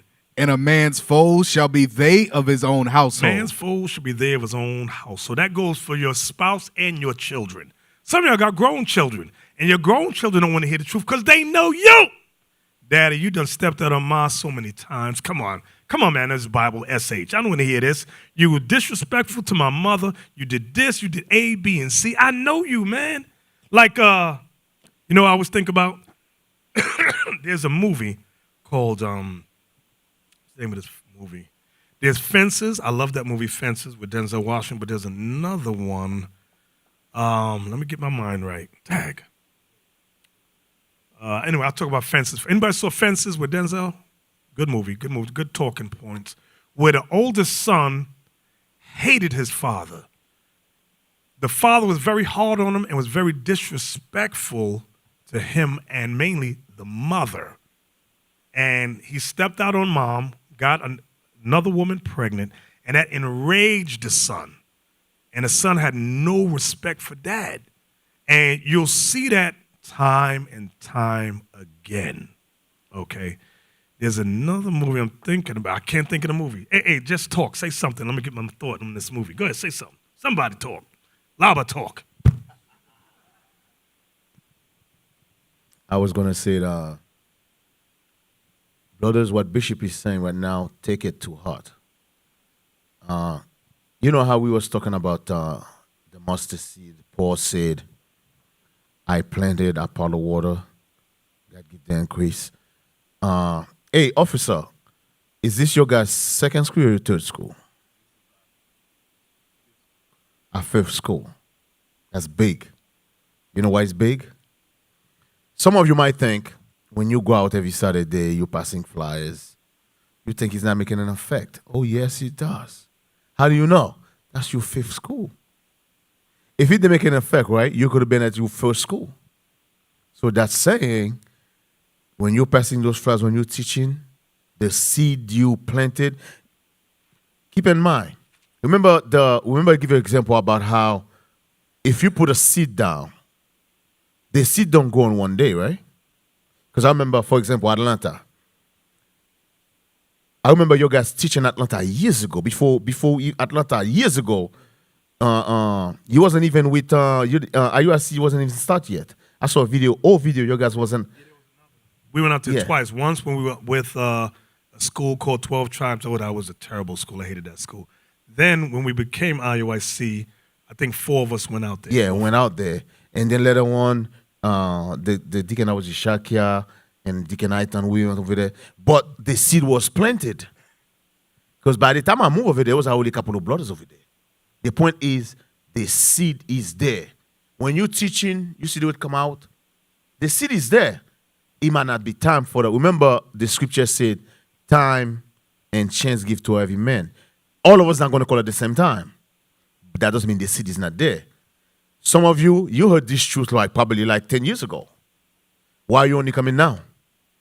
Because it wasn't time for you yet. That's why Paul said, I planted, Apollo water, God give the increase. So now, Bishop just went to Nigeria. They're planting their seed. They're planting their seed. Somebody else is going to come and water it. And God give only give the increase. 10 years from now, those African countries might have some of the biggest school. Remember, there's just a lot of jerks over there. You never know. And you might be like, damn. But people, there's an old say in Haiti that people always want to come when the food are already prepared. Nobody want to help prepare the damn food. And they always question, oh, the food tastes good. Well, brother, guess what? Somebody had to go in the damn kitchen and prepare it. He didn't just prepare itself. So we all got to put our hand and prepare that food. So when it's time to eat, everybody's like, damn. Because that's why Christ talk about producing fruits. Some produce 10 for 24. Because some brothers just want to learn and just stay home. What is the purpose of your learning? You got to go out there and plant that seed. One flyer, you won't believe what one flyer you pass, how much an effect that's going to make. Just one flyer. I had one flyer when I was working at a print shop. A high school friend of mine came in for a print job. I said, hey, I ain't seen you in a long time. I said, what you printing? He gave me a flyer. It was a jacked up flyer. But I looked at it. It said, Christ is black with a scripture. Don't celebrate Christmas, Jeremiah. I said, hey, what is this about? Because at that time I was into Kemet. I was following Kemet stuff. I said, what do you mean Christ is black? I said, Christ is white. He said, no, bro. He said, Christ is black. I said, show me. I didn't have a Bible. I said, show me that because I think there's a bunch of crap. So after work, he came by and he showed me. And I asked him to come by my job every day for 5 days. Then I said, you got to teach me more. He said, no, you got to go to the school. So that's when I went to the school and I brought my wife. She was rebellious as hell. But she came and we sat down and we learned. I was over one flyer. One flyer. Now look, I hit it again. Look at last scripture. Look at Jeremiah chapter 20, because I can't remember the movie either. Jeremiah 20. And if y'all get a chance, look at the movie Queen and Slim. Y'all saw that? How many saw it? Raise your hand. But y'all don't read 4 chapters a day. You see that, Isaac? You see this? Now, the movie Queen and Slim, I think couples should see that. It's good talking points in it. I like that movie. Jeremiah 20, what are we talking about? We're talking about familiarity breeds contempt, meaning those familiar with you lose respect for you or have no respect for you. Watch this. Jeremiah 20, verse 10. Jeremiah chapter 20, verse 10. For I heard the defaming of many, I heard the defaming of many. That's slandering, name calling. Go ahead. fear on every side. Fear on every side. We hate IUIC. I can't stand you, nigga. Go ahead. Report, say they, and we were reported. Watch this. All my familiars watched for my halting. All those familiar with me, watch for me to fall. That's what Jeremiah is saying. And this is what you're going to see. In this truth, everybody that's familiar with you, that knew you from years and years, they're waiting for you to fall. Because they don't believe. They said, no. I know him. He ain't right. Just watch. He going to fall. He going to give up that crap, that Bible crap soon. That's what he's saying. All my familiars watch for my halting. Go ahead. Saying, peradventure, he will be enticed. Watched. He's going to be enticed. He used to be a thief. Situation going to come out. He going to need some money. He going to steal again. Just watch. Go ahead. And Or we he smoked weed. He going to be enticed. Go ahead. and we He shall used to smoke crack. He going to be enticed. Go ahead. and we shall prevail against him. See that? And we shall prevail against him. Then we're going to mock him. Go ahead. And we shall take our revenge on him. And we're going to cuss him out. So Jeremiah went through the same thing we were going through. The same exact thing. So I pray that y'all understand the 4 stages of disloyalty. Again, self-willed was the stage 1, followed by the offended stage was stage 2, followed by the passive stage was stage 3, followed by the criticism stage was stage 4. Loyalty breeds loyalty, and disloyalty breeds disloyalty. Always remember that, brothers. Always remember that, sisters. All praises. Can I get an amen up in here? All praises. We used to scream black power while heroin was pushed. But at the end of the day, nothing's in vain. IUIC has been given a vision.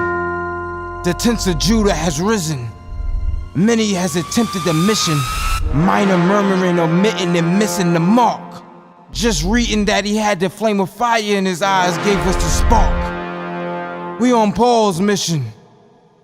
We out on the road, purple and gold. From Mexico, Cuba, Haiti, Ghana, Sierra Leone. 144,000 boots banging, concrete crackling. These are how men repented at heart. The scriptures is proof. IUIC, we deliver the truth.